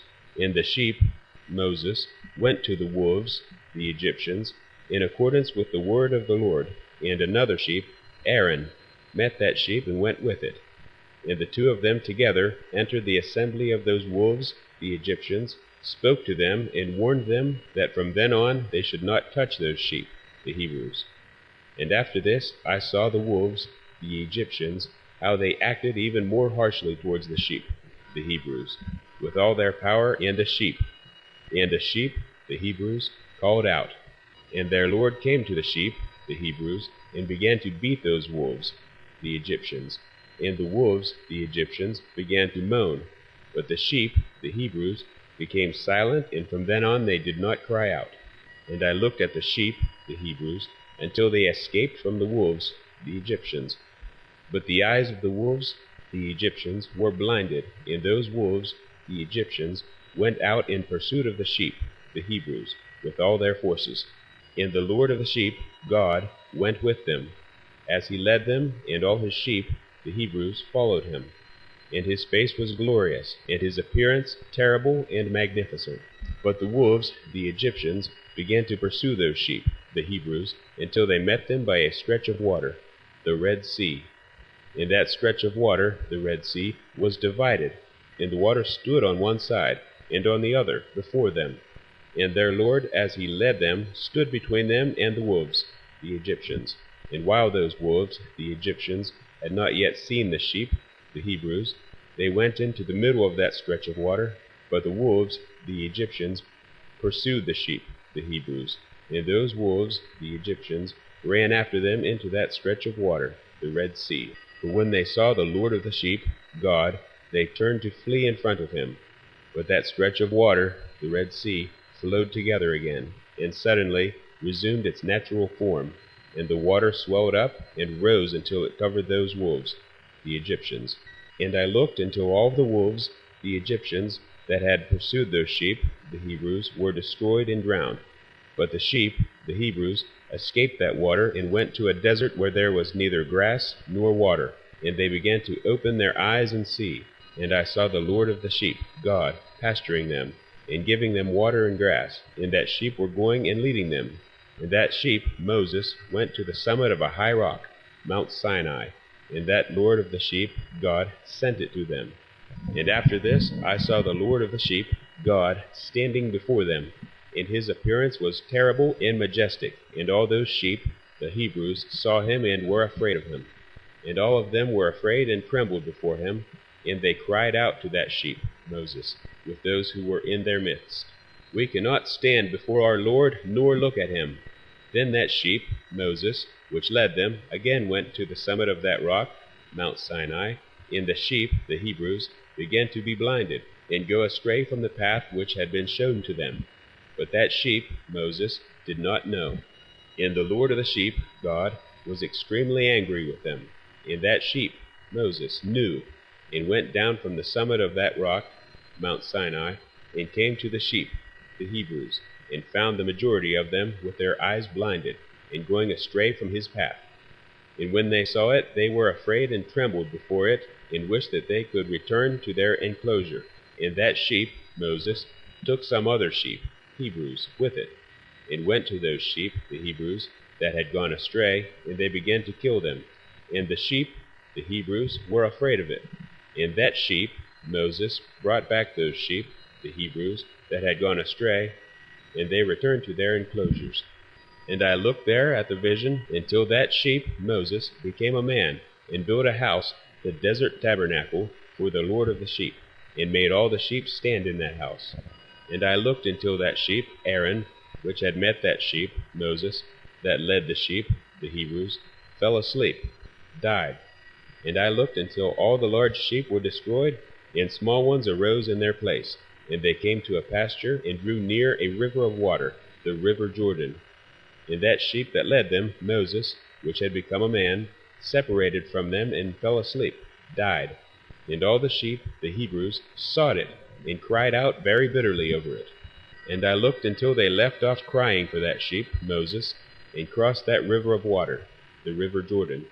And there arose all the sheep, the judges of Israel, that led them, in place of those which had fallen asleep, died, and they led. And I looked until the sheep came to a good place in a pleasant, glorious land, Canaan. And I looked until those sheep, the Hebrews, were satisfied. In that house, tabernacle, was in the middle of them, in that green and pleasant land. And sometimes their eyes were opened, and sometimes blinded, until another sheep, Samuel, rose up, led them, and brought them all back, and their eyes were opened. And the dogs, and the foxes, and the wild boars began to devour those sheep, the Hebrews, until the Lord of the sheep, God, raised up a ram, King Saul, from among them, which led them. In that ram, King Saul began to butt those dogs, Philistines, foxes, and wild boars, on one side and on the other, until it destroyed them all. And the eyes of that sheep, Samuel, were opened, and it saw that ram, King Saul, in the middle of the sheep, the Hebrews, how it renounced its glory, and began to butt those sheep, the Hebrews, and how it trampled on them and behaved inappropriately. And the Lord of the sheep, God, sent the sheep, the Hebrews, to another sheep, David, and raised it up to be a ram, king, and to lead the sheep, the Hebrews, in place of that sheep, Saul, which had renounced its glory. And it went to it, and spoke with it alone, and raised up that ram, King David, and made it the prince and leader of the sheep, the Hebrews. And during all this, those dogs, Philistines, oppressed the sheep. And the first ram, Saul, pursued the second ram, David, and that second ram, David, rose and fled before it. And I looked until those dogs, Philistines, made the first ram, Saul, fall. And that second ram, David, rose up and led the small sheep, the Hebrews. And the ram, David, fathered many sheep, and fell asleep, died. And a small sheep, Solomon, became a ram, king, in place of it, and became the prince and leader of those sheep, the Hebrews. And those sheep, Hebrews, grew and increased, but all the dogs, Philistines, and foxes, and wild boars were afraid and fled from it. And that ram, King Solomon, butted and killed all the animals. And those animals did not again prevail against the sheep, the Hebrews, and did not seize anything further from them. And that house became large and broad, and for those sheep, the Hebrews, a high tower, temple, was built on that house for the Lord of the sheep, God. And that house was low, but the tower, temple, was raised up high. And the Lord of the sheep, God, stood on that tower, temple, and they spread a full table before him. And I saw those sheep, the Hebrews, again, how they went astray, and walked in many ways, and left that house of theirs. And the Lord of the sheep, God, called some of the sheep, the Hebrews, and sent them to the sheep, the prophets. But the sheep, the Hebrews, began to kill them. But one of them, Elijah, was saved, and was not killed. And it sprang away, and cried out against the sheep, the Hebrews. And they wished to kill it, but the Lord of the sheep, God, saved it from the hands of the sheep, the Hebrews, brought it up to me, and made it stay. And he sent many other sheep, prophets, to those sheep, Hebrews, to bear witness to them, and to lament over them. And after this I saw how, when they left the house of the Lord of the sheep, God, and his tower, temple, they went astray in everything, and their eyes were blinded. And I saw how the Lord of the sheep, God, did much slaughter among them in their pastures, until those sheep, the Hebrews, invited that slaughter, and betrayed his place. And he gave them into the hands of the lions, and the tigers, and the wolves, and the hyenas, and into the hands of the foxes, and to all the animals, nations. And those wild animals began to tear those sheep, the Hebrews, in pieces. And I saw how he left that house of theirs. The Levites took the ark, and their tower, the temple, and gave them all into the hands of the lions, Assyrians, so that they might tear them in pieces and devour them, and into the hands of all the animals, nations. And I began to cry out with all my power, to call the Lord of the sheep, God, and to represent to him concerning the sheep, the Hebrews, that all the wild animals were devouring them. But he remained still, although he saw, and he rejoiced that they were devoured, swallowed up and carried off. And he gave them into the hands of all the animals for food. And he called 70 shepherds, religious leaders, and cast off those sheep, so that they might pasture them. And he said to the shepherds and to their companions, Each one of you from now on is to pasture the sheep, the Hebrews, and to do whatever I command you. And I will hand them over to you, properly numbered, and I will tell you which of them are to be destroyed, and destroy them. And he handed those sheep, the Hebrews, over to them. And he called another and said to him, Observe and see everything that these shepherds do against these sheep, the Hebrews, for they will destroy from among them more than I have commanded them. And write down all the excess and destruction which is done by the shepherds, how many they destroy at my command, and how many they destroy at their own violation. Write down against each shepherd, individual, all that he destroys, and read out in front of me exactly how many they destroy of their own violation, and how many are handed over for destruction, so that this may be evidence for me against them, so that I may know all the deeds of the shepherds in order to hand them over for judgment. And I will see what they do, whether they abide by my command with which I have commanded them or not. But they must not know this, and you must not show this to them, but only write down against each individual in his time all that the shepherds destroy, and bring it all up to me. And I looked until those shepherds pastured at their times, and they began to kill and destroy more than they were commanded. And they gave those sheep, the Hebrews, into the hands of the lions, the Assyrians. And the lions and the tigers devoured and swallowed up the majority of those sheep, the Hebrews, and the wild boars devoured with them. And they burned down that tower, the temple, and demolished that house. And I was extremely sad about the tower, temple, because that house of the sheep had been demolished. And after that I was unable to see whether those sheep went into that house. And the shepherds and their companions handed those sheep, the Hebrews, over to all the animals, nations, so that they might devour them. Each one of them at his time received an exact number, and for each of them, one after the other, there was written in a scroll how many of them were destroyed. And each one killed and destroyed more than was prescribed, and I began to weep and moan very much because of those sheep, Hebrews. And likewise, in the vision, I saw that one who wrote, how each day he wrote down each one that was destroyed by those shepherds. And he brought up and presented the whole scroll to the Lord of the sheep, everything they had done, and all that each one of them had made away with, and all that they had handed to destruction. And the scroll was read out in front of the Lord of sheep, God, and he took the scroll in his hand, read it, sealed it, and put it down. And after this I saw how the shepherds pastured for 12 hours, and 3 of those sheep, Ezra, Haggai, and Zechariah, returned, to return after exile, and arrived, and came and began to build up all that had fallen down from that house. But the wild boars, Samaritans, hindered them so that they could not. And they again began to build as before, and they raised up that tower, and it was called the High Tower, the second temple. And they began again to place a table before the tower, the second temple, but all the bread on it was unclean and was not pure. And, besides all this, the eyes of these sheep were blinded so that they could not see, and their shepherds likewise. And they handed yet more of them over to destruction, and they trampled on the sheep, the Hebrews, with their feet, and devoured them. But the Lord of the sheep, God, remained still, until all the sheep were scattered abroad, and had mixed with them, and they did not save them from the hands of the animals, nations. And that one who wrote the scroll brought it up, showed it, and read it out in the dwelling of the Lord of the sheep, God. And he begged them on behalf of them, and petitioned him, as he showed him all the deeds of their shepherds, and testified in front of him against all the shepherds. And he took the scroll, put it down by him, and went out. And I looked until the time that 35 shepherds, the kings of Babylon, had pastured the sheep the same way, and each individually. They all completed their time like the first ones, and others received them into their hands to pasture them, at their time, each shepherd at his own time. And after this I saw in the vision all the birds of the sky coming, the eagles, the vultures, the kites, and the ravens, Syrians. But the eagles, Romans, led all the birds, and they began to devour those sheep, to peck their eyes out, and to devour their flesh. And the sheep, the Hebrews, cried out because the birds devoured their flesh. And I cried out and lamented in my sleep because of that shepherd who pastured the sheep, the Hebrews. And I looked until those sheep, the Hebrews, were devoured by those dogs, and by the eagles, the Romans, and by the kites, and they left them neither flesh nor skin nor tendon, until only their bones remained.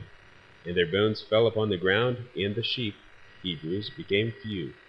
And I looked until the time that 23 shepherds had pastured, and they completed, each in his time, 58 times. And small lambs were born from those white sheep, and they began to open their eyes to see and to cry to the sheep, the Hebrews. But the sheep, the Hebrews, did not cry to them, and did not listen to what they said to them, but were extremely deaf, and their eyes were extremely and excessively blinded. And I saw in the vision how the ravens flew upon those lambs, and took one of those lambs, John the Baptist, and dashed the sheep to pieces, and devoured them. And I looked until horns came up on those lambs, but the ravens cast their horns down. And I looked until a big horn, the Messiah, grew on one of those sheep, the Hebrews, and their eyes were opened. And it looked at them, and their eyes were opened. And it cried to the sheep, the Hebrews, and the rams saw it, and they all ran to it. And besides all this, those eagles, the Romans, and vultures, and ravens, and kites, were all continually tearing the sheep, the Hebrews, in pieces, and flying upon them and devouring them. And the sheep, the Hebrews, were silent, but the rams lamented and cried out. And those ravens battled and fought with it, the Messiah, and wished to make away with its horn, but they did not prevail against it. And I looked at them until the shepherds and the eagles, Romans, and the vultures, and kites, came and cried to the ravens that they should dash the horn of that ram, the Messiah, in pieces. And they fought and battled with it. And it fought with them and cried out so that its help might come to it. And I looked until that man, who wrote down the names of the shepherds and brought them up before the Lord of the sheep, God, came, and he helped the ram, the Messiah, and showed it everything. Its help was coming down. And I looked until the Lord of the sheep, God, came to them in anger, and all those who saw him fled, and they all fell into the shadow in front of him. All the eagles, Romans, and vultures, and ravens, and kites gathered together, and brought with them all the wild sheep. And they all came together and helped one another in order to dash the horn of that ram, the Messiah, in pieces. And I looked at that man who wrote the scroll at the command of the Lord, until he opened that scroll of the destruction that those last 12 shepherds had made, the Christian era, and he showed in front of the Lord of the sheep, God, that they had destroyed even more than those before them had. And I looked until the Lord of the sheep, God, came to them, and took the staff of his anger, and struck the earth, the return of the Messiah. And the earth was split, and all the animals and the birds of the sky fell from those sheep, and sank into the earth, and it closed over them. And I looked until a big sword was given to the sheep, the Hebrews, and the sheep, the Hebrews, went out against all the wild animals to kill them, and all the animals and birds of the sky fled before them. And I looked until a throne was set up in a pleasant land, and the Lord of the sheep, God, sat on it. And they took all the sealed scrolls, and opened the scrolls in front of the Lord of the sheep, God. And the Lord called those men, the 7 first white ones, and commanded them to bring in front of him the first star, Azazel, which went before those stars, whose private parts were like horses, and they brought them all in front of him. And he said to that man who wrote in front of him, who was one of the 7 white ones, he said to him, Take those 70 shepherds, to whom I handed over the sheep, and who, on their own authority, took and killed more than I commanded them. And I saw them all bound, and they all stood in front of him. And the judgment was held, first on the stars, the watchers, and they were judged and found guilty, and they went to the place of damnation, and were thrown into a deep place full of burning fire, and full of pillars of fire. And those 70 shepherds were judged and found guilty, and they also were thrown into that abyss of fire. And I saw at that time how a similar abyss was opened in the middle of the earth, which was full of fire, and they brought those blind sheep, and they were all judged and found guilty, and thrown into that abyss of fire, and they burned. And that abyss was on the south of that house. And I saw those sheep burning, and their bones were burning.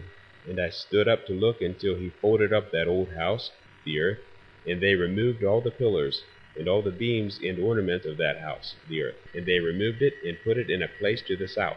And I looked until the Lord of the sheep, God, brought a new house, larger and higher than the first one, the new Jerusalem, and he set it up on the site of the first one that had been folded up. And all its pillars were new, and its ornaments were new and larger than that of the first one, the old one that had been removed. And the Lord of the sheep, God, was in the middle of it. And I saw all the sheep that were left, and all the animals of the earth, and all the birds of the sky falling down and worshipping those sheep, and begging them and obeying them in every command. And after this, those 3 who were dressed in white, and had taken hold of my hand, the ones who had brought me up at first, they with the hand of the ram, the Messiah, also holding me, took me up, and put me down in the middle of those sheep, before the judgment was held. And those sheep were all white, and their wool thick and pure. And all those which had been destroyed and scattered, and all the wild animals, and all the birds of the sky, gathered together in that house. And the Lord of the sheep, God, rejoiced very much, because they were all good, and had returned to his house. And I looked until they had laid down that sword which had been given to the sheep, and they brought it back into its house, and it was sealed in front of the Lord. And all the sheep were enclosed in that house, but it did not hold them. And the eyes of all of them were opened, and they saw well, and there was not one among them that did not see. And I saw that the house was large, broad, and exceptionally full. And I saw how a white foal was born, and its horns were big, and all the wild animals and all the birds of the sky were afraid of it, and begged it continually. And I looked until all their species were transformed, and they all became white bulls. And the first among them was a wild ox. And that wild ox was a large animal, and had big black horns on its head. And the Lord of the sheep, God, rejoiced over them, and over all the bulls. And I was asleep in the middle of them, and I woke up and saw everything. And this is the vision which I saw while I was asleep. And I woke up, blessed the Lord of righteousness, and ascribed glory to him. But after this I wept bitterly, and my tears did not stop until I could no longer endure it. When I looked, they ran down because of what I saw, for everything will come to pass and be fulfilled. And all the deeds of men, in their order, were shown to me. That night I remembered my first dream, and because of it I wept, and was disturbed, because I had seen that vision. 19. Prophecy of the 10 Weeks. Now, my son Methuselah, call all your brothers to me, and gather to me all the children of your mother. For a voice calls me, and a spirit has been poured over me, so that I may show you everything that will come upon you forever. Then Methuselah went and called his brothers to him, and gathered his relatives. And he spoke about righteousness to all his sons, and said, Hear, my children, all the words of your father, and listen properly to the voice of my mouth. For I will testify and speak to you, my beloved. Love uprightness and walk in it. Do not draw near to uprightness with a deceitful heart, and do not associate with those of a deceitful heart. But walk in righteousness, my children, and it will lead you in the good path, and righteousness will be your companion. For I know that the state of wrongdoing will continue on earth, and a great punishment will be carried out on the earth, and an end will be made of all iniquity. It will be cut off at its roots, and its whole territory will pass away. Iniquity will again be complete on the earth, and all the deeds of iniquity and the deeds of oppression and wickedness will prevail for a second time. Written by Enoch the scribe, this complete wisdom and teaching, praised by all men and a judge of the whole earth, and for all my sons who dwell on earth, and for the future generations who will practice justice and peace. Don't let your spirit be saddened by the times, for the Holy and Great One has appointed days for all things. And the righteous man will rise and will walk in the path of righteousness, and all his paths and his journeys will be in eternal goodness and mercy. He will show mercy to the righteous man, and to him give eternal uprightness, and to him give power. He will live in goodness and righteousness, and will walk in eternal light. Then sin will be destroyed in darkness forever, and from that day will never be seen again. And after that Enoch began to speak from the scrolls. Enoch said, Concerning the sons of righteousness, and concerning the elect of the world, and concerning the plant of righteousness and uprightness, I will speak these things to you, and make them known to you, my children. I, Enoch, according to that which appeared to me in the heavenly vision, and that which I know from the words of the holy angels, and understanding from the tablets of heaven. Then Enoch began to speak from the scrolls, and said, I was born the 7th, in the 1st week, while justice and righteousness still lasted. But after me, in the 2nd week, great injustice will arise, and deceit will have sprung up. And in it there will be the first end, and in it a man will be saved. After it has ended, iniquity will grow, and he will make a law for the sinners. Then after that, in the 3rd week, at its end, a man will be chosen as the plant of righteous judgment, and after him will come the plant of righteousness forever. And after that, in the 4th week, at its end, visions of the righteous and holy will be seen, and a law for all generations, and an enclosure will be made for them. And after that, in the 5th week, at its end, a house of glory and sovereignty will be built forever. And after that, in the 6th week, All those who live in it will be blinded, and the hearts of them, lacking wisdom, will sink into ungodliness. And in it a man will ascend, and at its end the house of sovereignty will be burned with fire, and in it the whole race of the elect root will be scattered. And after that, in the 7th week, a rebellious generation will rise, and its deeds will be many, but its deeds will be rebellious. And at its end the elect righteous from the eternal plant of righteousness will be chosen, to whom will be given 7 portions of teaching concerning his whole creation. But when iniquity, sin, blasphemy, wrong, and all kinds of evil deeds increase, and when rebelliousness, wickedness, and uncleanness increase, a great punishment will come from heaven upon all these. And the Holy Lord will come in anger and in wrath to execute judgment on the earth. In those days wrongdoing will be cut off at its roots, and the roots of iniquity, together with deceit, will be destroyed from under heaven. And all the idols of the nations will be given up. Their towers will be burned in fire, and they will remove them from the whole earth. And they will be thrown down into the judgment of fire, and will be destroyed in anger, in the severe judgment that is forever. And the righteous will rise from sleep, and wisdom will rise and will be given to them. After this, the roots of iniquity will be cut off, and the sword will destroy the sinners. The blasphemers will be cut off. In every place blasphemy will be destroyed by the sword. And after that there will be another week, the 8th, that of righteousness. And a sword will be given at that time, so the righteous judgment may be executed on those who do wrong. And the sinners will be handed over into the hands of the righteous. And at its end they will acquire houses because of their righteousness. And a house will be built for the great King in glory forever. And after that, in the 9th week, the righteous judgment will be revealed to the whole world, and all the deeds of the ungodly will vanish from the whole earth, and the world will be written down for destruction, and all men will look to the path of uprightness. Then, after that, in the 10th week, in the 7th part, there will be an eternal judgment that will be executed on the watchers in the great eternal heaven that will spring from the midst of the angels. The first heaven will vanish and pass away, and a new heaven will appear. And all the powers of heaven will shine forever, with 7 times the light. After this there will be many weeks without number, forever in goodness and in righteousness. And from then on sin will never again be mentioned. And now I tell you, my children, and show you the path of righteousness, and the path of wrongdoing. And I will show you again, so that you may know what is to come. Now listen, my children. Walk in the paths of righteousness, and do not walk in the paths of wrongdoing, for all those who walk in the path of iniquity will be destroyed forever. For is there any man who can hear the voice of the Holy One and not be disturbed? And who is there who can think his thoughts? And who is there who can look at all the works of heaven? And how should there be any one who could understand the works of heaven, and see a soul, or a spirit, and tell about it? Or ascend and see all their ends and comprehend them, or make anything like them? And is there any man who could know the length and width of the earth? And to who has all its measurements been shown? Or is there any man who could know the length of heaven, and what is its height, and on what is it fixed? And how great is the number of stars, and where do all the lights rest? 20. Enoch's message of guidance.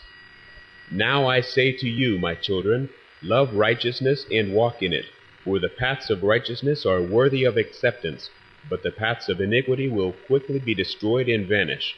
And to certain men from a future generation the paths of wrongdoing and of death will be revealed, and they will keep away from them and will not follow them. Now I say to you, the righteous, don't walk in the wicked path, or in wrongdoing, or in the paths of death, and don't draw near to them, or you may be destroyed. But seek and choose for yourself righteousness and a life that is pleasing, and walk in the paths of peace, so that you may live and prosper. And hold my words firmly in the thoughts of your heart, and do not let them be erased from your heart. For I know that sinners will tempt men to disgrace wisdom, and no place will be found for it, and temptation will in no way decrease. Woe to those who build iniquity and found deceit, for they will quickly be thrown down and will have no peace. Woe to those who build their houses with sin, for from their whole foundation they will be thrown down, and by the sword they will fall. and those who acquire gold and silver will quickly be destroyed in the judgment. Woe to you, you rich, for you have trusted in your riches, but from your riches you will depart, for you did not remember the Most High in the days of your riches. You have committed blasphemy and iniquity, and you are ready for the days of the outpouring of blood, and for the days of darkness, and for the day of the great judgment. I say this, and make known to you, that he who created you will throw you down, and over your fall there will be no mercy, but your Creator will rejoice at your destruction. Your righteousness in those days will be a reproach to the sinners and to the ungodly. Oh, that my eyes were a rain cloud, that I might weep over you, and pour out my tears like rain, so that I might have rest from the sorrow of my heart. Who permitted you to practice hatred and wickedness? May judgment come upon you, the sinners. Don't be afraid of the sinners, you righteous, for the Lord will again deliver them into your hands, so that you may execute judgment on them as you desire. Woe to you who pronounce curses that you cannot remove. Healing will be far from you because of your sin. Woe to you who repay your neighbors with evil, for you will be repaid according to your deeds. Woe to you, you lying witnesses, and to those who weigh out iniquity, for you will be quickly destroyed. Woe to you, you sinners, because you persecute the righteous, for you yourselves will be handed over and persecuted, you men of iniquity, and their yoke will be heavy on you. Be hopeful, you righteous, for the sinners will quickly be destroyed before you, and you will have power over them as you desire.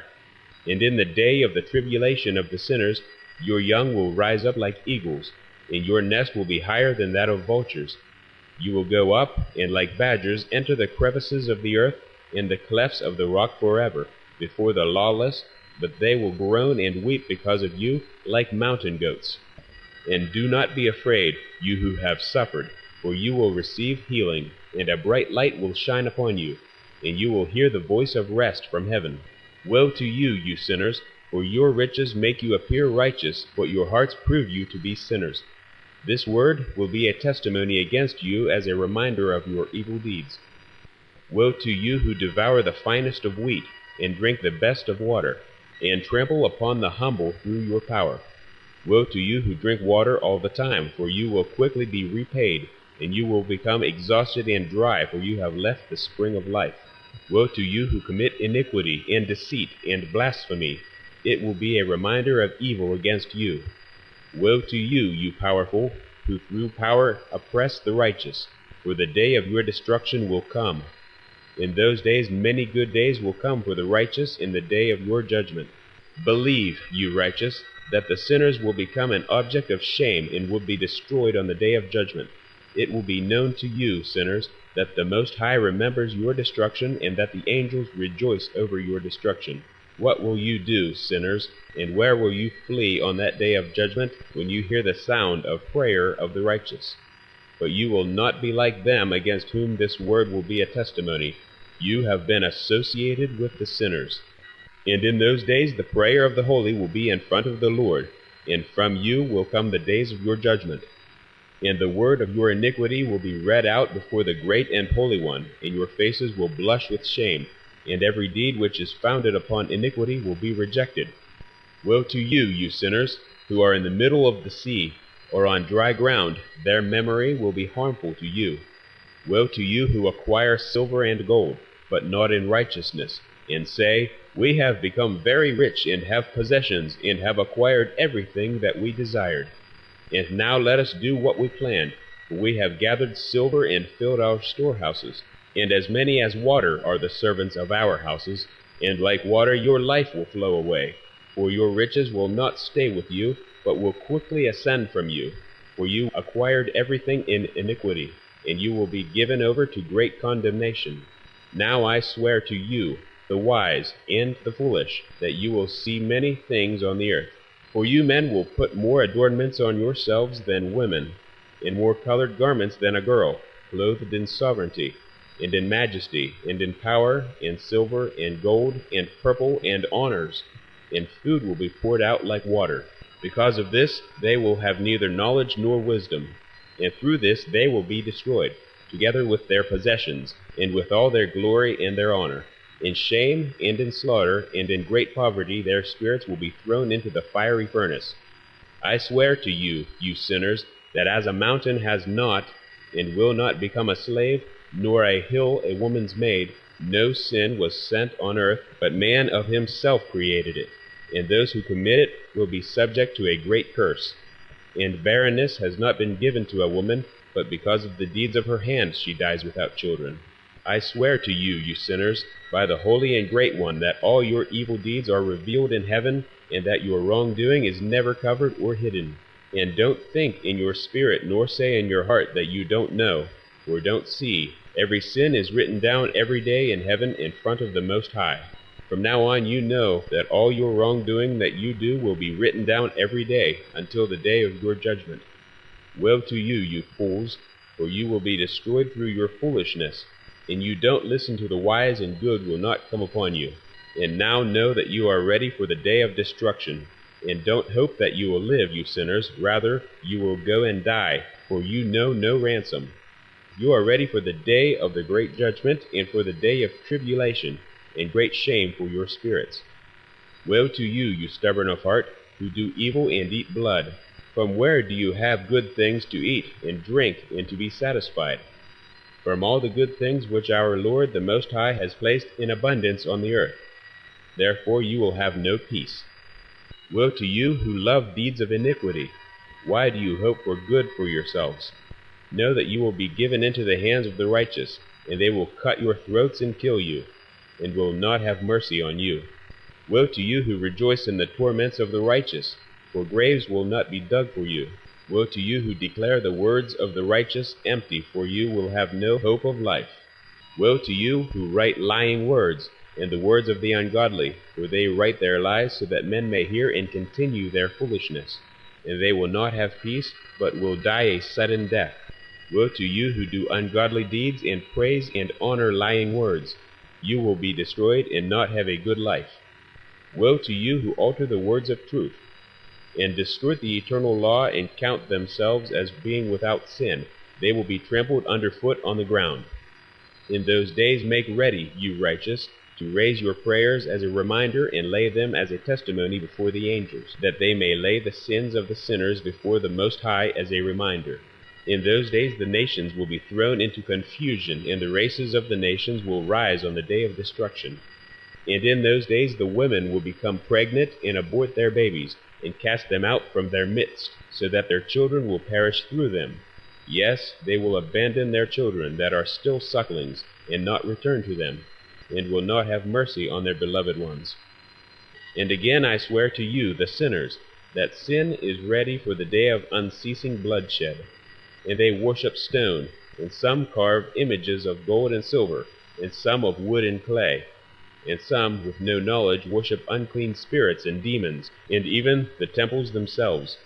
But no help will be obtained from them, and they will sink into ungodliness because of the foolishness of their hearts. And their eyes will be blinded through the fear of their hearts, and through the vision of their ambitions. Through these they will become ungodly and fearful, for they do all their deeds with lies, and worship stones, and they will be destroyed at the same moment. In those days blessed are those who accept the words of wisdom, and understand them, and follow the paths of the Most High, and walk in the path of righteousness, and don't act wickedly with the ungodly, for the righteous will be saved. Woe to you who extend evil to your neighbors, for you will be killed in Sheol. Woe to you who lay foundations of sin and deceit, and who cause bitterness on the earth, for because of this an end will be made of them. Woe to you who build your houses with the labor of others, and all their building materials are the sticks and stones of sin. I say to you, you will have no peace. Woe to those who reject the measure, and the eternal inheritance of their fathers, and cause their souls to follow error, for they will have no rest. Woe to those who commit iniquity, and help wrong, and kill their neighbors until the day of the great judgment, for he will throw down your glory. You put evil into your hearts, and rouse the spirit of his anger, so that he may destroy you all with the sword. And all the righteous and the holy will remember your sin. And in those days, and in one place, fathers and sons will strike one another, and brothers will together fall in death, until their blood flows as if it were a stream. For a man will not, in mercy, withhold his hand from his sons, nor from his sons' sons, in order to kill them. And the sinner will not withhold his hand from his honored brother. From dawn until the sun sets, they will kill one another. The horse will walk to its breast in the blood of the sinners, and the chariot will sink up to its height. And in those days the angels will come down into the hidden places, and gather together in one place all those who have helped sin. And the Most High will rise on that day to execute the great judgment on all the sinners. And he will set guards from the holy angels over the righteous and holy, and they will guard them like the apple of an eye, until an end is made of all evil and all sin. And even if the righteous sleep a long sleep, they have nothing to fear. And the wise men will see the truth, and the sons of the earth will understand all the words of this book. And they will know that their riches will not be able to save them or overthrow their sin. Woe to you, you sinners, when you afflict the righteous on the day of severe trouble, and burn them with fire. You will be repaid according to your deeds.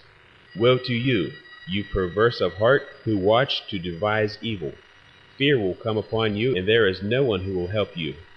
Woe to you, you sinners, for an account of the words of your mouth, and for an account of the deeds of your hands, that you have wickedly done. You will burn in blazing flames of fire. And now know that the angels will inquire in heaven into your deeds, from the sun, and the moon, and the stars, into your sins. For on earth you execute judgment on the righteous. And all the clouds, and mist, and dew, and rain will testify against you, for they will be withheld from you, so that they don't fall on you, and they will think about your sins. And now give gifts to the rain, so that it may not be withheld from falling on you, and so that the dew, if it has accepted gold and silver from you, may fall. When the ice and snow with their cold, and all the snow winds with their torment fall on you, in those days you will not be able to stand before them. Consider heaven, all you sons of heaven, and all the words of the Most High, and fear him, and never do evil in front of him. If he closes the windows of heaven and withholds the rain and the dew, so that it does not fall on the earth because of you, what will you do? And if he sends his anger upon you, and upon all your deeds, will you not petition him?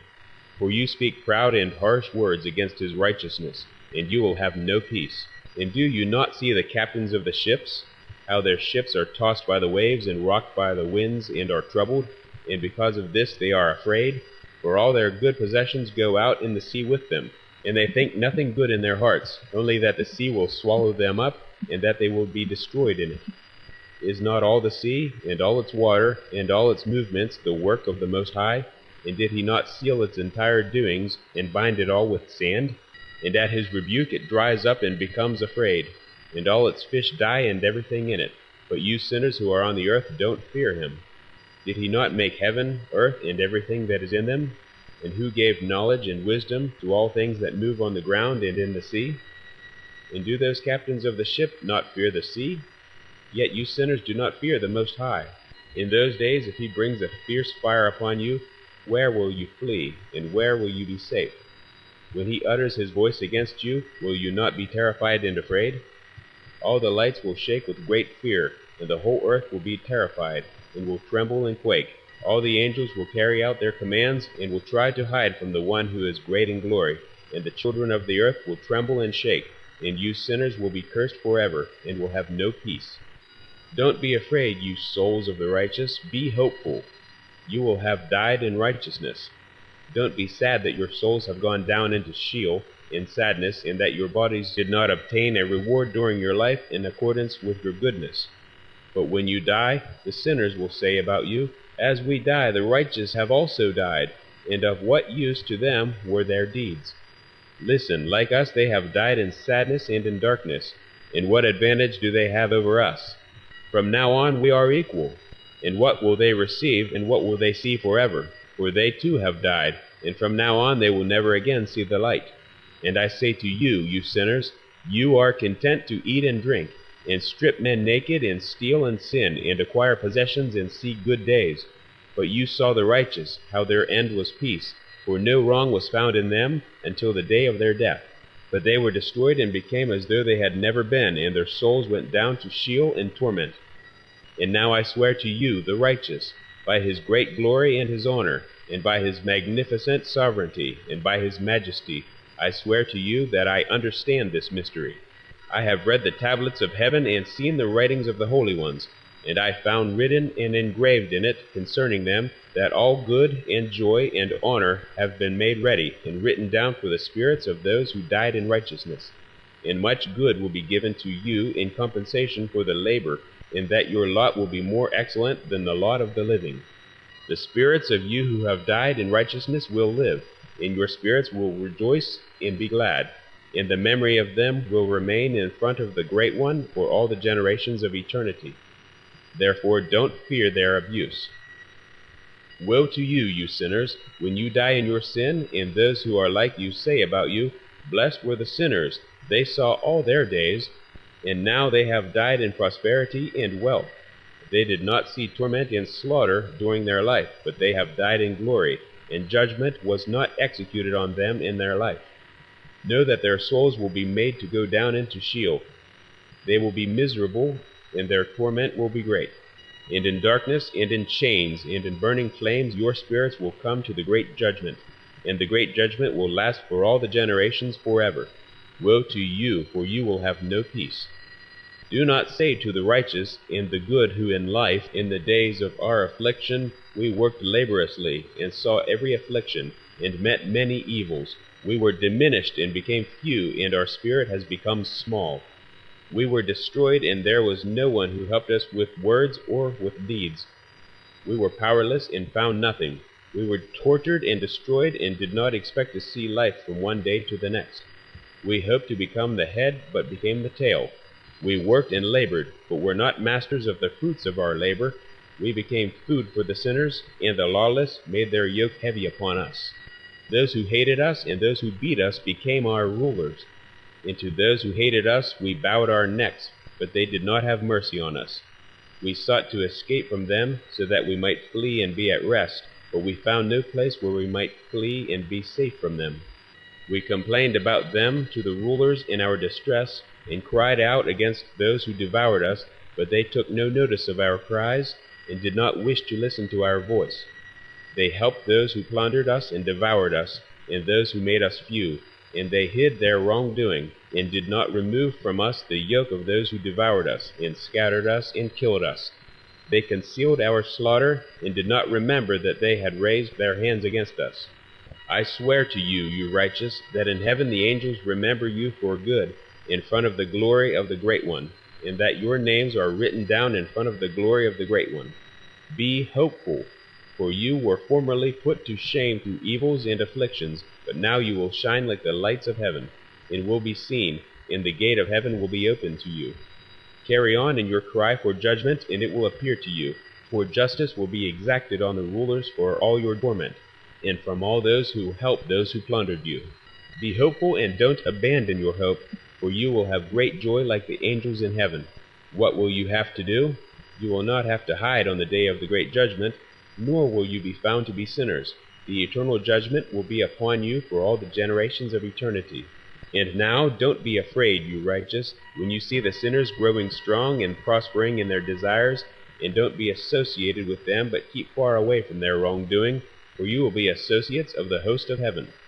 Although you sinners say, none of our sins will be inquired into and written down, but they will write down your sins every day. And now I show you that light and darkness, day and night, see all your sins. Don't be ungodly in your hearts, and don't lie, and don't alter the words of truth, nor say that the words of the Holy and Great One are lies. And don't praise your idols, for all your lies and all your ungodliness don't lead to righteous, but to great sin. And now I know this mystery, that many sinners will alter and distort the words of truth, and speak evil words, and lie, and concoct great fabrications, and write books in their own words.